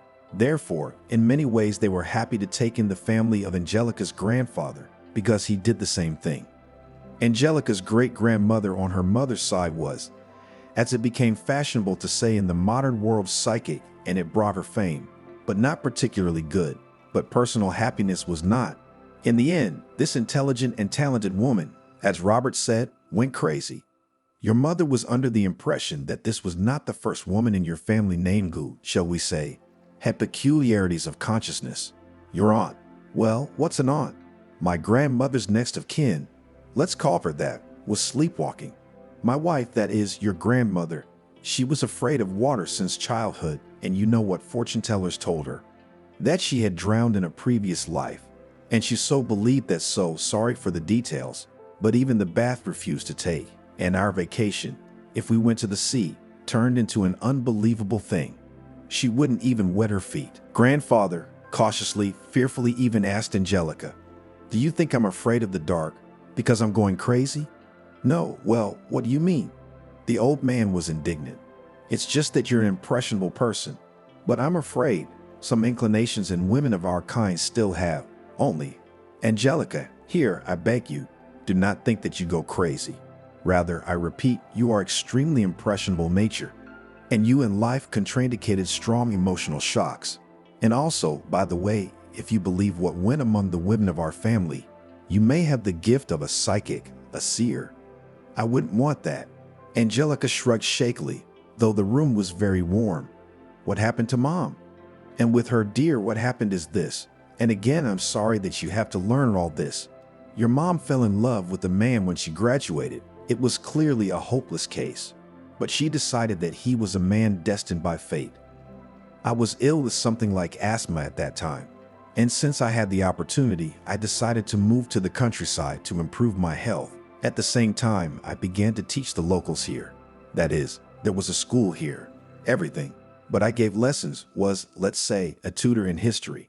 I liked to collect local folklore. I'd even thought at one time to find treasure, according to legends buried here somewhere. And you can imagine, we found it. A pot with ancient coins. As I remember now, the reward was divided among everyone honestly. Oh, we had a week's walk then. Anyway, we came here. Selena was very sad that she left her beloved. But here's how it turned out. He was married and his wife was pregnant. So Selena decided to do the old-fashioned love spell, and she chose Alevtina as her assistant. We had such an old woman here, a mean one. She persuaded Selena to go to the forest at night, to the swamp, and there to do something dark. In general, when we returned to the city, the man himself began to run after Selena. I was worried about my daughter. Why did he change his mind about his love? And it turned out that he had a misfortune in the family. Wife lost a baby and doctors said that they will not have any more children. So he was probably looking for her replacement. Only the temper they had with Selena were not alike at all, and he began to swear at her often, offended. And then it turned out that he has another friend and here she is pregnant. Apparently, he was still when with his wife everything was fine, had an affair on the side. In general, he left my Selena. Oh, how many tears she shed for him. I thought that here, the next summer when we came here, then rest, fresh air will heal her. But I was wrong. Selena got it into her head that it was because of her sorcery that her wife lost her beloved child. I told her that this nonsense is rare, but she did not listen and kept saying that she would be punished for this. Karma would catch up with her. The time was not easy then, granddaughter. Not the heart of the 90s, of course, but in some places they were still on their feet. Bandits. Anyway, cottages were already being built in Kabankiki. Those who were richer were vacationing. And it so happened that my Selena started to go to the forest. The same Alevtina advised her, of course, not for free. Some rituals to remove the consequences of the spell. And one day Selena ran into bandits in the woods. They were having some kind of showdown. In general, it was a bad business, but it so happened that the leader liked her. He said he'd let her go as anyway, she had to lie down with him so he could pretend she wasn't there, so that he'd quiet his men who were afraid she'd tell someone what she'd seen. Here, she went to this man for several days. More precisely, she ran away in the evenings and came back in the morning. She revealed herself to me when they were already back in town, and it became clear that she was expecting a child. That's how, granddaughter, you appeared. Angelica listened, and it seemed to her that grandfather, of course, about another person, because, well, it could not all relate to her favorite mother, to herself. But the realization that it was true and it was all about her family, still came over her. Robert paused and then, reading from his granddaughter's look that she understood everything, continued. He tried to find that man, but it turned out that the leader had run away. Someone had gotten into a fight, and he had to flee. And Celine told him not to look, not to anger. Angelica was tormented by ambivalent feelings that night. On the one hand, she realized how important it was to understand what was happening to her mother. But on the other hand, now she knew for sure that her life would never be the same again. And it seemed that now there was something in her that confused everything even more, pushing her somewhere forward, into the darkness. The next day, grandfather said that he would be very busy. He had to call his friends in the city, who promised to find a good realtor, and also to send some documents on the apartment to slowly start a big deal to sell it. Not now, of course, but later, when the inheritance will all work out. But we have to start now. And what should I do? Angelica sighed. Oh, dragonfly. Really like a little. Well, think of a case. There you can continue to clean the house, you can cook dinner. Robert curled his fingers, enumerating, but then, seeing the upset face of his granddaughter, decided to give another idea. Better yet, go to the library. It's a good one here. Here, now I'll write you a list of books to look at there. I'm thinking of writing a book on local folklore. So you, look and bring these. Such a case could not be called particularly exciting. But firstly, Angelica, it seemed much more interesting than sitting at home. And secondly, the girl mentally again scolded herself for the fact that even ranted. And so she decided to bring what her grandfather needed. And as soon as he came back, to do, in fact, lunch. The library turned out to be exactly as Angelica had expected, small but very cozy. The smell of books was joined by the scent of fresh wood, recently renovated. When she had finished with the formalities of signing in as a new reader, Angelica wandered among the shelves, stopping occasionally to take down a book, open it, and then put it back.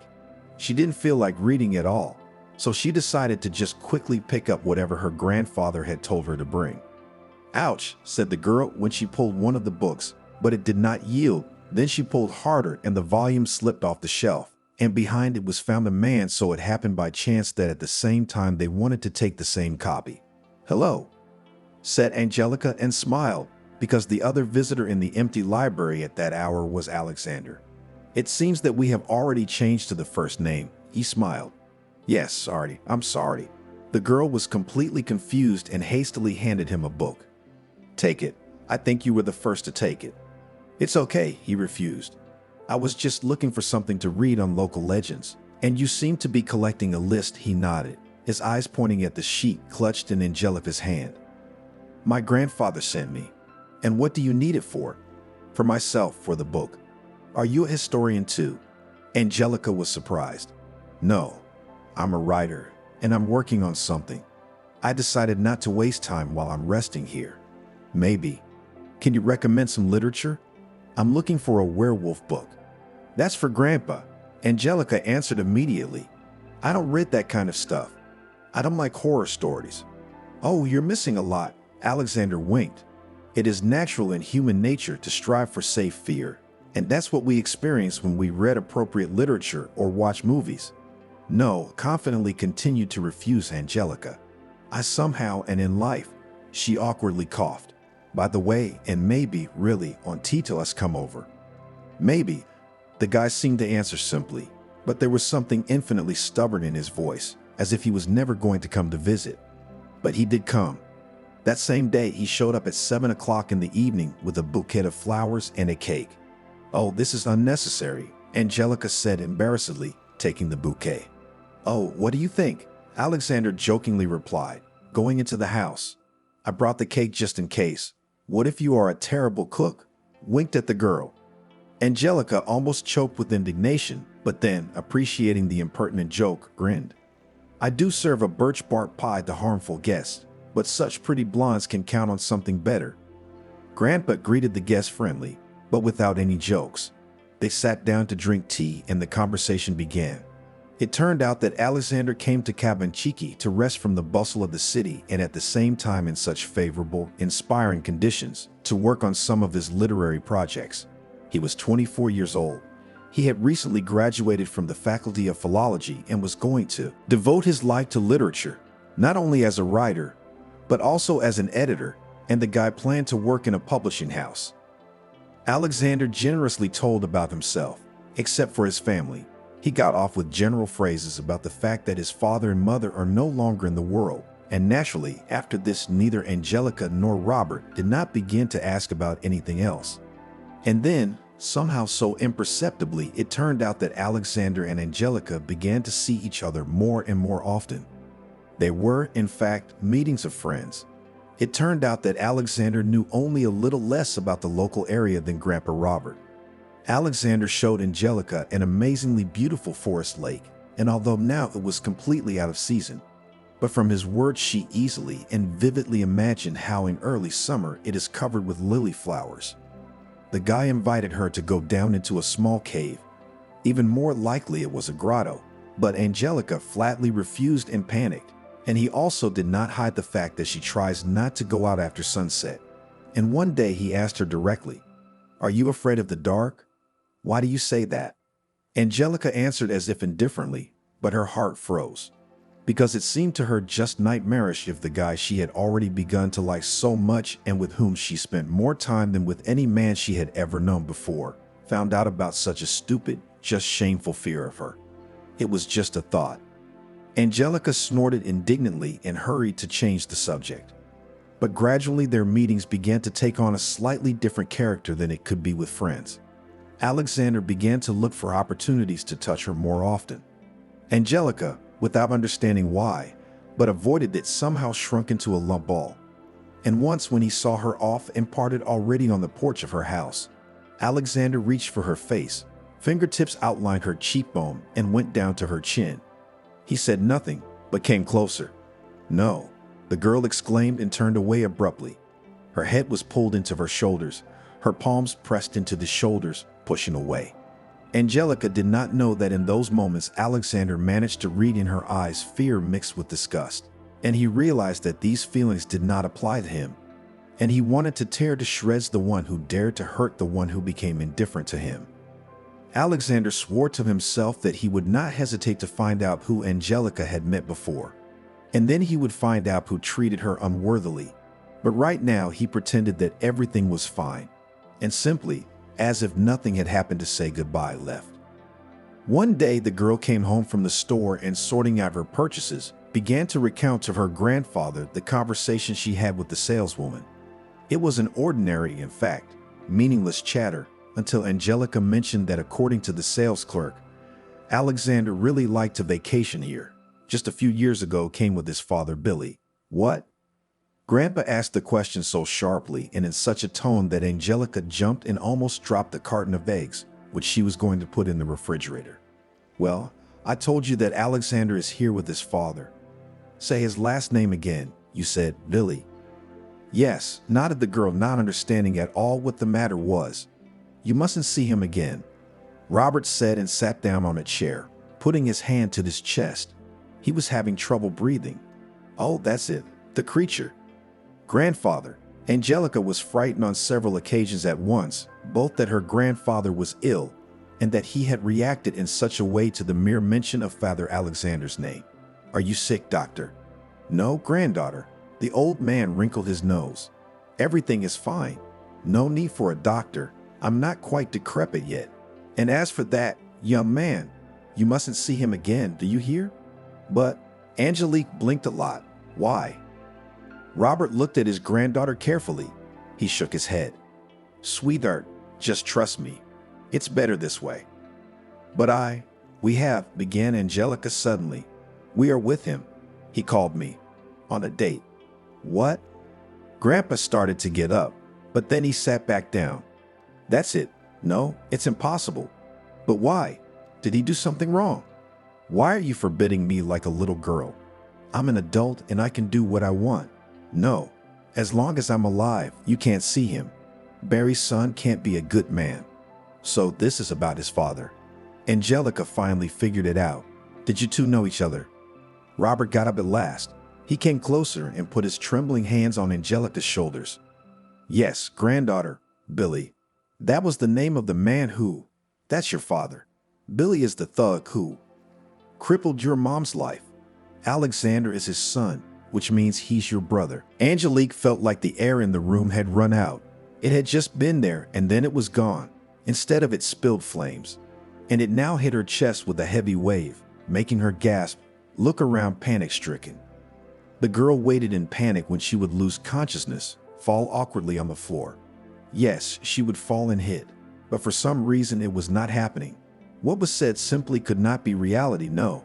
That her Alexander, that man who could so easily make her laugh, whose innocent touch awakened a storm of feelings, he turned out to be her brother? That's impossible. It's wrong. It shouldn't have happened like this. The evening and night, in which Angelica barely closed her eyes on the verge of dawn, seemed to her an agonizing eternity. Again and again she asked her grandfather how could it be? Could it be a different Billy? But he answered that no, it was. After all, this man, who was mentioned in the store conversation, many people remembered here until now, he heard the whole neighborhood in fear. Angelica did not know what to think. She suddenly remembered how Alexander had scared those guys in the car away from her. They so backed off. Can it be that appearance and impressions all turned out to be deceptive? That his father raised Alexander to be a copy of himself, and he's just as much of a monster? And also Angelica could not understand. Did Alexander himself know about it? Did Alexander know that his father was a bandit? And although her grandfather ordered and practically begged her not to see him anymore, Angelica decided to do her own thing. And the next day, she went to the place where they agreed to meet outside the village, near the forest edge, where the field began, from which the rye had recently been taken off. Seeing Alexander approaching, the girl got up from the stump where she had been sitting before and clasped her hands.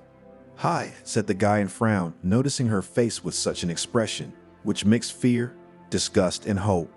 He had never seen her before. Angelica decided to deal with it quickly. I was told your father's name was Billy. Is that true? He was a gangster, wasn't he? Alexander was taken aback. He hadn't expected this conversation. Or rather, he hadn't expected it to happen so soon and in such an uncomfortable way when he wasn't the one setting the tone. Yes, Billy was doing business, not quite legally. He'd been punished for it, and then went back to business without a mistake. Mistakes. Angelica gasped and took a step back.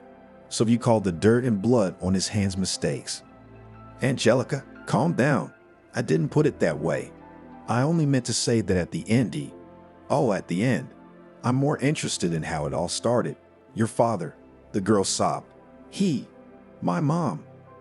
Alexander closed his eyes for a moment and then, opening them, looked, as it seemed to Angelica, into her heart.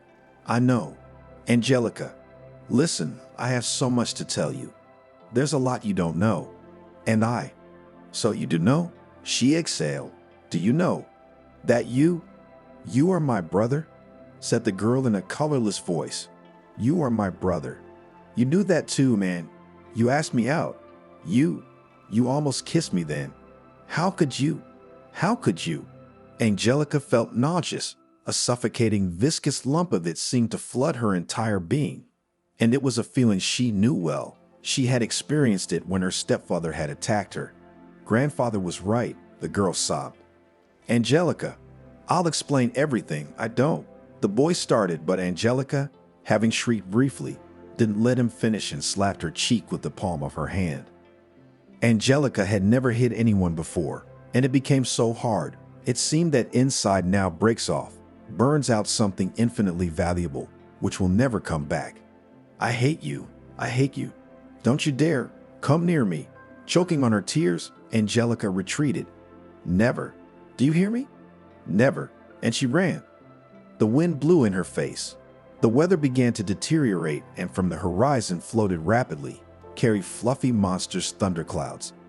Alexander did not rush after her. He stayed where he was. He just didn't know. He didn't know how to say that she just didn't know the whole truth, and that they could be together. There's no obstacle to that. She just didn't want to hear about it. He was also distracted by a phone call. It was a call from a man whom Alexander had instructed to solve an important issue, and from the first words, as he answered it, it became clear that everything was much worse than he thought.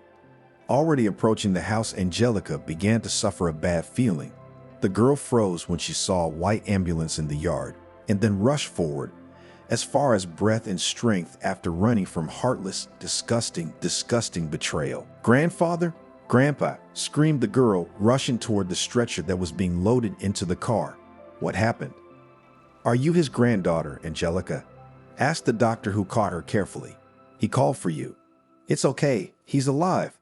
A heart attack. He needs to be hospitalized. You can come with us. The young doctor spoke quickly and clearly, keeping eye contact with the distraught girl. Yes, Angelica nodded. Of course he wanted to come, and so scared for dear beloved grandfather that all other problems, his own broken heart, all receded into the background. In the end, after the grandfather was in the ward of the hospital of the district center under the careful supervision of doctors, Angelica had to go back, with great difficulty, but the doctors managed to persuade her that spending the night in the hospital is not the best idea. Besides, the patient needed to bring some necessary personal belongings from home. And only when she went outside, Angelica realized that she had neither money nor even a cell phone with her. And meanwhile, it was getting darker and darker. Wow, what people! A car with guys from the village slowed down near her. It's cold to look at you, smirked the one who sat in the driver's seat. Angelica was surprised to realize that it was really cold, and she was wearing a light dress, which she had chosen in the morning, when the weather was still wonderful and warm in summer. Are you waiting for the streetcar? The guy in the back seat asked snidely, but immediately received a poke in the side from his buddy. Stop laughing. Can't you see something's wrong with her? He leaned out the window. What's wrong? Angelica did not like to cry in front of strangers, but here she burst into tears and said that her grandfather became ill, and she did not know how to return home. So get in, we'll give you a ride. The driver waved an inviting hand. Well, if you're not afraid, like last time, we're honest. We're not evil people. Angelica nodded. She thought that she had made a mistake once before. She thought that Alexander was a good guy. She had fallen for how nice he was, and it turned out. So now she opened the door without fear and climbed into the back seat. The two guys had to squeeze in. On the way, they exchanged a few phrases. The guys introduced themselves as Max, the driver Mickey, the one who had asked about the streetcar, Harvey, and Steve. And then one of them mentioned Alexander in the conversation.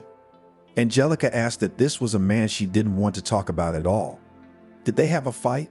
I thought you two were like that. Dating.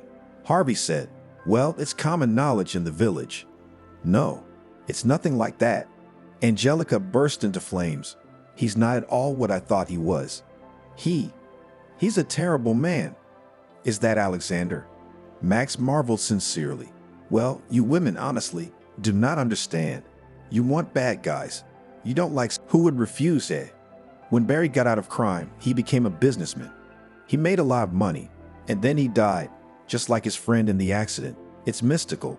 And then there was a lot of noise that Barry gave everything to this kid in his will. He was a regular guy, but now he's a millionaire. Obviously, everyone was wondering why, so they started talking. Barry lived his whole life alone. He had women, but only for a while.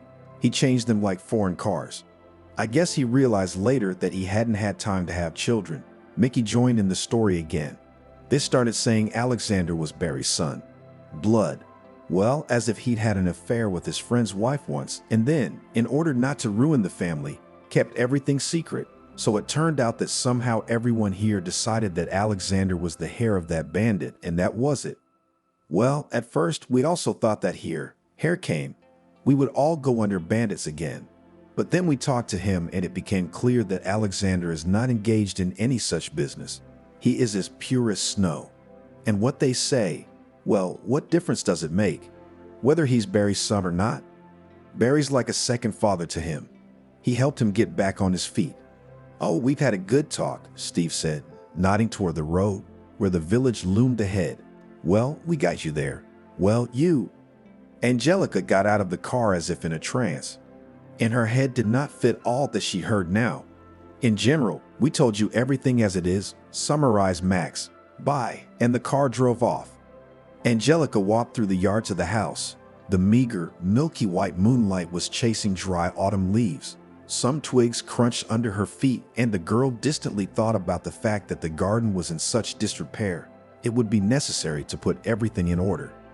Angelica did not allow herself to think that something terrible could happen to her grandfather. Grandpa Robert is a tough guy. He'll be fine. He'll live to be 100. Forcing herself to smile, Angelica walked up the porch and stopped in front of the door. I think she locked it when she left in a hurry in the ambulance. If such a return to the house with unlocked doors had happened to her before, she would have been terrified. But the past events had thrown her into a strange state of mind, and she acted as if she were acting machine-like, without thinking. And only when the door closed and the hallway was plunged into darkness, Angelica woke up, shrieked quietly, and tapped her hand on the wall in search of a switch. Where is it? Where? I found it. Something rustled, and Angelica did not immediately realize that it was the wind howling outside the windows. And until the light flashed brightly in the hallway, Angelica stood there and her gaze hysterically darted around the corners, the floor.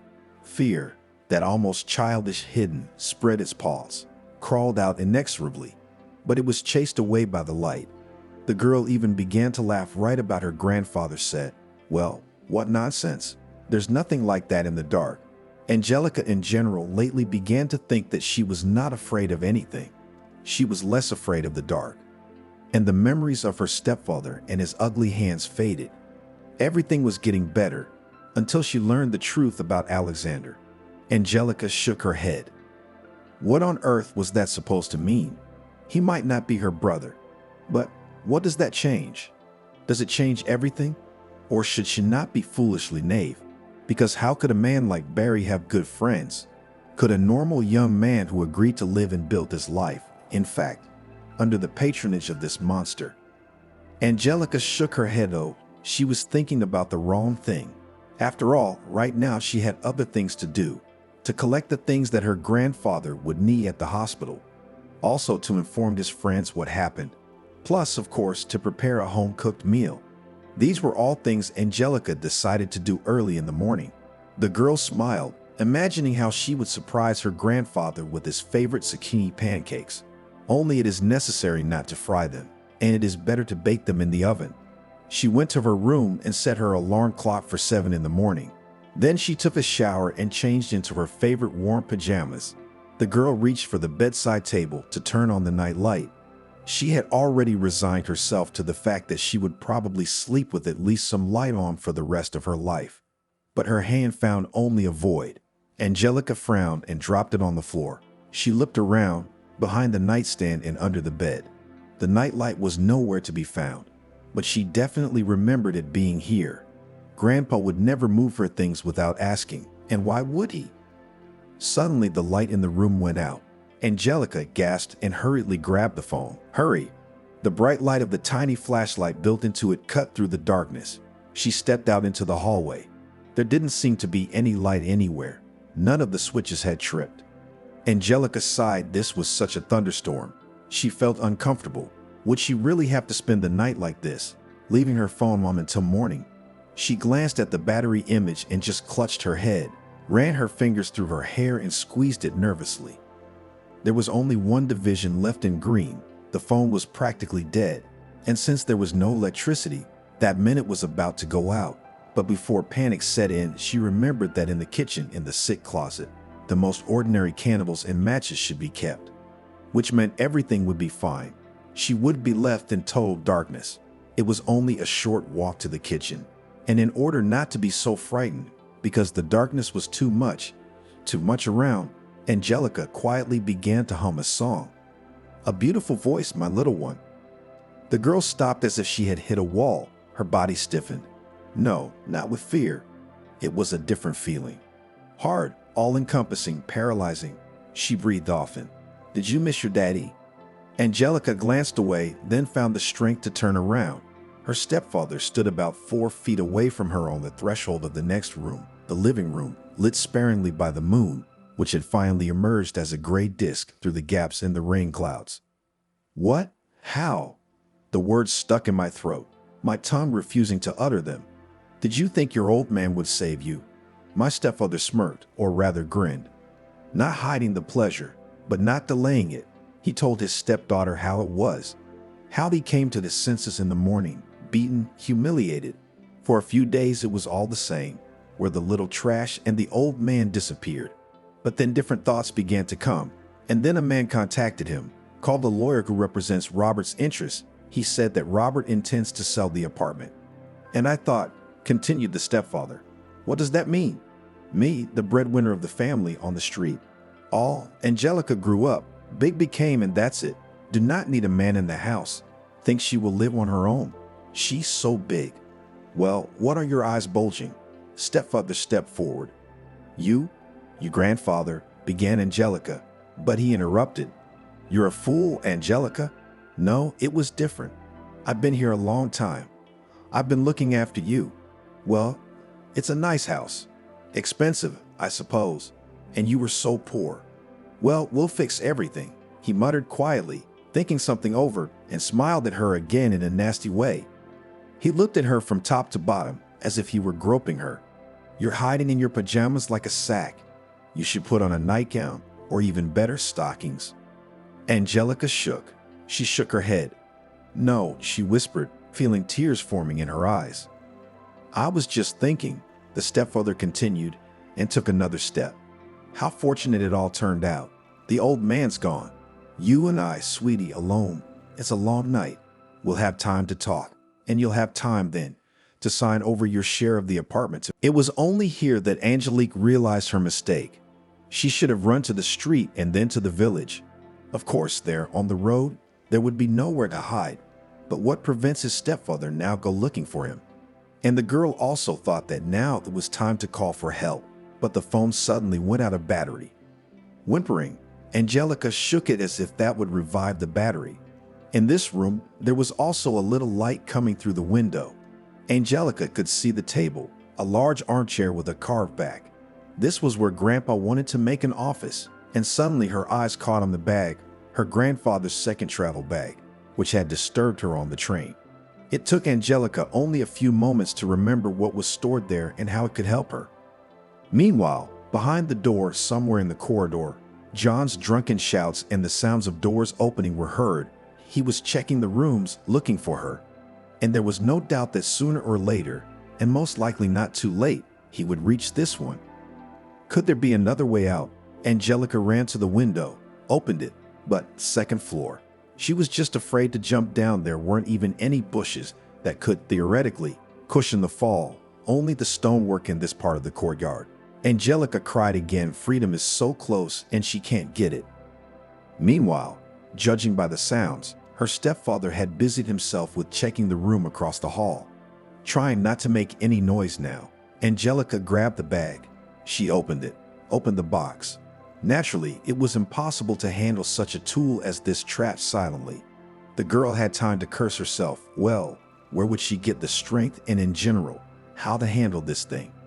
The trap had no teeth, and so Angelica could act more boldly, sharper, without fear of injury. Finally, it opened with a rattle.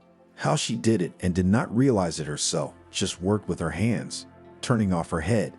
And the next moment, the trap was on the floor near the door, and Angelica herself snuck away, lurking behind the closet, just in time.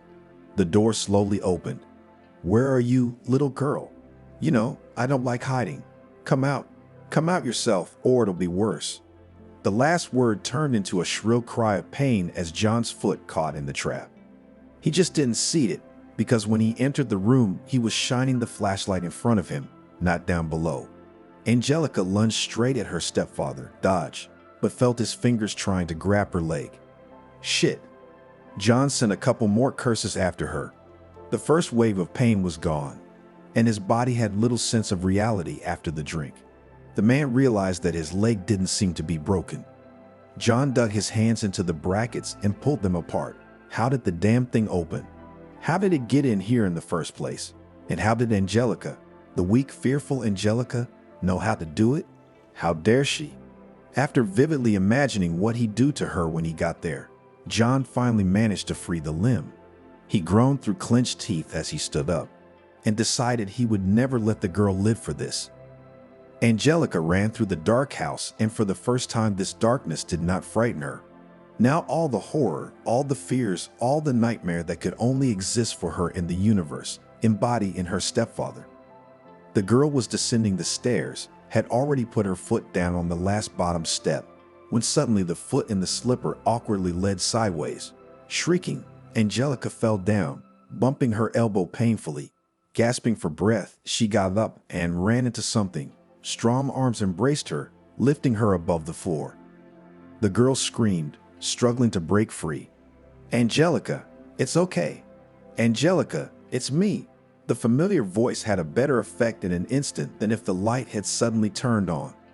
The light, by the way, was coming from the street through the open door, and it was coming from the flashlight dropped on the floor by the one who was holding her. Angelica stared at Alexander's face, opening her mouth helplessly. For some reason she couldn't speak. Finally, she squeezed out hoarsely. "Your stepfather." Alexander nodded, then bent down, picked up the flashlight, and holding Angelica under his arm, led her to the door. "Come on, I'd already called for help." But she couldn't take a step. Her ankle was pierced by pain. Alexander picked her up in his arms and carried her out of the house. His car was just outside the yard gate. "What? How did you?" Angelica clung to him, clung desperately as he set her on the ground, and then, opening the door to the front passenger seat, helped her into the car. "I'll tell you later," he replied sternly. "Stay here." "Where are you going?" "No." Angelica was horrified when she realized that Alexander was walking back to the house. "It's all right," he turned to her. "But he mustn't go. He can't get away with this." "A trap," Angelica said hurriedly, wrapping her arms around her shoulders. "I said a trap." "What?" the boy asked in surprise. "Where did you? Are there traps in the house?" "One. Grandfather's. I put it in the room he came in and he got caught with his foot." "What have I done?" Alexander came back, leaned toward her. His palms rested on the girl's face, forcing her to raise her head and look into his eyes. "Don't worry. Everything will be all right. Just be here." Much later, returning in memories to the events of that night and the next day, Angelica wondered how all of them, starting from the moment when Alexander took her out of the house in his arms, were put together in one brief segment, as if cutting fragments from a movie in which she, by the will of an evil fate, was destined to play the main role. The stepfather was too drunk and clumsy. He ran into Alexander at the top of the stairs, but he almost fell down, and the guy easily managed to pull him to the floor and tie the villain's hands with his own belt from his pants. And then came the help. It turned out that Robert's grandfather in the village was a lot of old acquaintances, Someone visited him in the hospital, and of course, because of the visitors was nothing to think about, even a little time to keep what happened in secret. Angelica only tried to soften the whole picture to disturb her grandfather less, but to her amazement, he only said that she was a good girl, and on the part in which the trap was involved, and laughed at all, and so that the nurse looked in to find out what happened. "Nothing," he said, wiping the tears from his eyes. "Here, I had a memorabilia with a history, a trap antique. They said they used to catch werewolves with it. Well, such a legend, but here's how it turned out. Also, a kind of werewolf, my granddaughter caught a creature that pretended to be a man, and our family's soul entered. Oh, what a story. It turns out I've kept this junk all these years for a reason." John was furious that his plan had failed. He did not hesitate in expressions in everyone he saw, talking about how he hates stepdaughter, what a bad girl she is. Finally, it became clear that he had a problem with his head. John would suddenly start sobbing and say that it was him. He was the victim. Because while he was sitting there in the darkness of the house, while he was walking through it wounded, he had suffered all sorts of things. He swore on his life that Alexander, who had grabbed him, had eyes that burned with fire and claws on his hands, that he smelled of wet dog and had fangs in his mouth that glistened in the moonlight. He was also afraid now, hysterical if he was in the dark. John had been declared insane. "You won't see him again," Alexander said, and hugged Angelica gently and tenderly, so tightly that it was easy to feel the desire to shelter his beloved from the world. He told her that some time ago he had become aware that his stepfather was looking for Angelica. Alexander learned that John had come to the village, and while the stepfather was watching the girl, he himself was being watched. Alexander wanted to wait a moment and have a serious talk with this man, threaten him, but here it turned out he missed it. At some point, he got word that John had gone somewhere. At first, he thought that John had left the village, but when he realized where he had gone, he barely managed to save Angelica. And almost immediately, the day after the rescue, Alexander clarified the most important thing. He said he was not related to Barry by blood. He'd had doubts about that, even when the family friend had called them over. He told Billy himself honestly about it, admitted that the rumors had raised doubts. And to dispel them, he suggested a paternity test. And it turned out that the rumors were just rumors. And Alexander also told that in confidential conversations, his patron expressed regrets that much in his life has done wrong, a lot of evil. Robert, after Alexander saved Angelica, changed his opinion of him and added that during his illness, he had plenty of time to think about everything. "I was wrong," Robert said firmly. "Just because Barry was his family doesn't say that Alexander himself is bad. After all, John was in our family. There are different things after all." Alexander objected suddenly. "I took him in willingly, and you and your granddaughter were forced to live like this. But I'm grateful that you're giving me a chance. I just see how you have changed Angelica," Robert grinned. "She has blossomed with you. Anyway, since there is no other elder relative, I personally give the go-ahead for your marriage." "Grandfather," Angelica exclaimed. "We do not." "You beat me to it," Alexander smiled. "I was going to propose to Angelica, but apparently now there will be no surprise. But the essence won't change, will it?" With these words, Alexander knelt down on the floor and took out a scarlet velvet box from his pocket and opened it in front of Angelica. "I am not good at long, beautiful speeches, probably because I'm more used to writing books. I just want to say that I love you. I guess that's what they call love at first sight. I want us to be together forever, and I'm willing to do anything for that." Angelica listened, and it seemed to her that all this was not happening to her. And at the same time, they did not doubt the truthfulness of Alexander's words. "I agree," the girl answered quietly, and the next moment on her finger was a ring with a large, transparent and shining, like a dewdrop, diamond. In addition to Robert's grandfather, there were other patients in the room, and they, who had been quiet, but had been watching with great interest, suddenly began to say congratulations, and some of them even clapped their hands. A nurse, now displeased with the double, looked in again, but when she heard the cause of the commotion, she could not remain indifferent to it. After Robert recovered, of course, they talked about the future. If earlier grandfather was going to sell the apartment in order to make his granddaughter a single room and to buy a room for his old age, probably with the same lonely old people. Now there was no need for this. Alexander was sufficiently provided for Robert to keep his home. But that was not all. Angelica's future husband insisted that the house in Kabankiki should be put in the best possible condition, providing it with the best modern renovations, but necessarily one in which the house could retain its unique original style. Grandfather was right. Alexander's society continued to influence Angelique in the best possible way, and by the time they were married, she had rid herself of the heavy burden of past memories. The night after the wedding, when it was time for bed, Alexander smiled at his young wife and asked if she should leave the light on for the night. "No," replied Angelica with a smile. "Now I am no longer afraid of the dark, because I have you." Soon after the wedding, the girl realized her dream of entering the same faculty that her grandfather had once studied. Robert said that of course he would definitely help her with her studies, and Alexander published his book, a collection of legends about werewolves. And although his wife still didn't like the scary books and movies her husband sometimes entertained herself with, she read his book and said it was terribly interesting.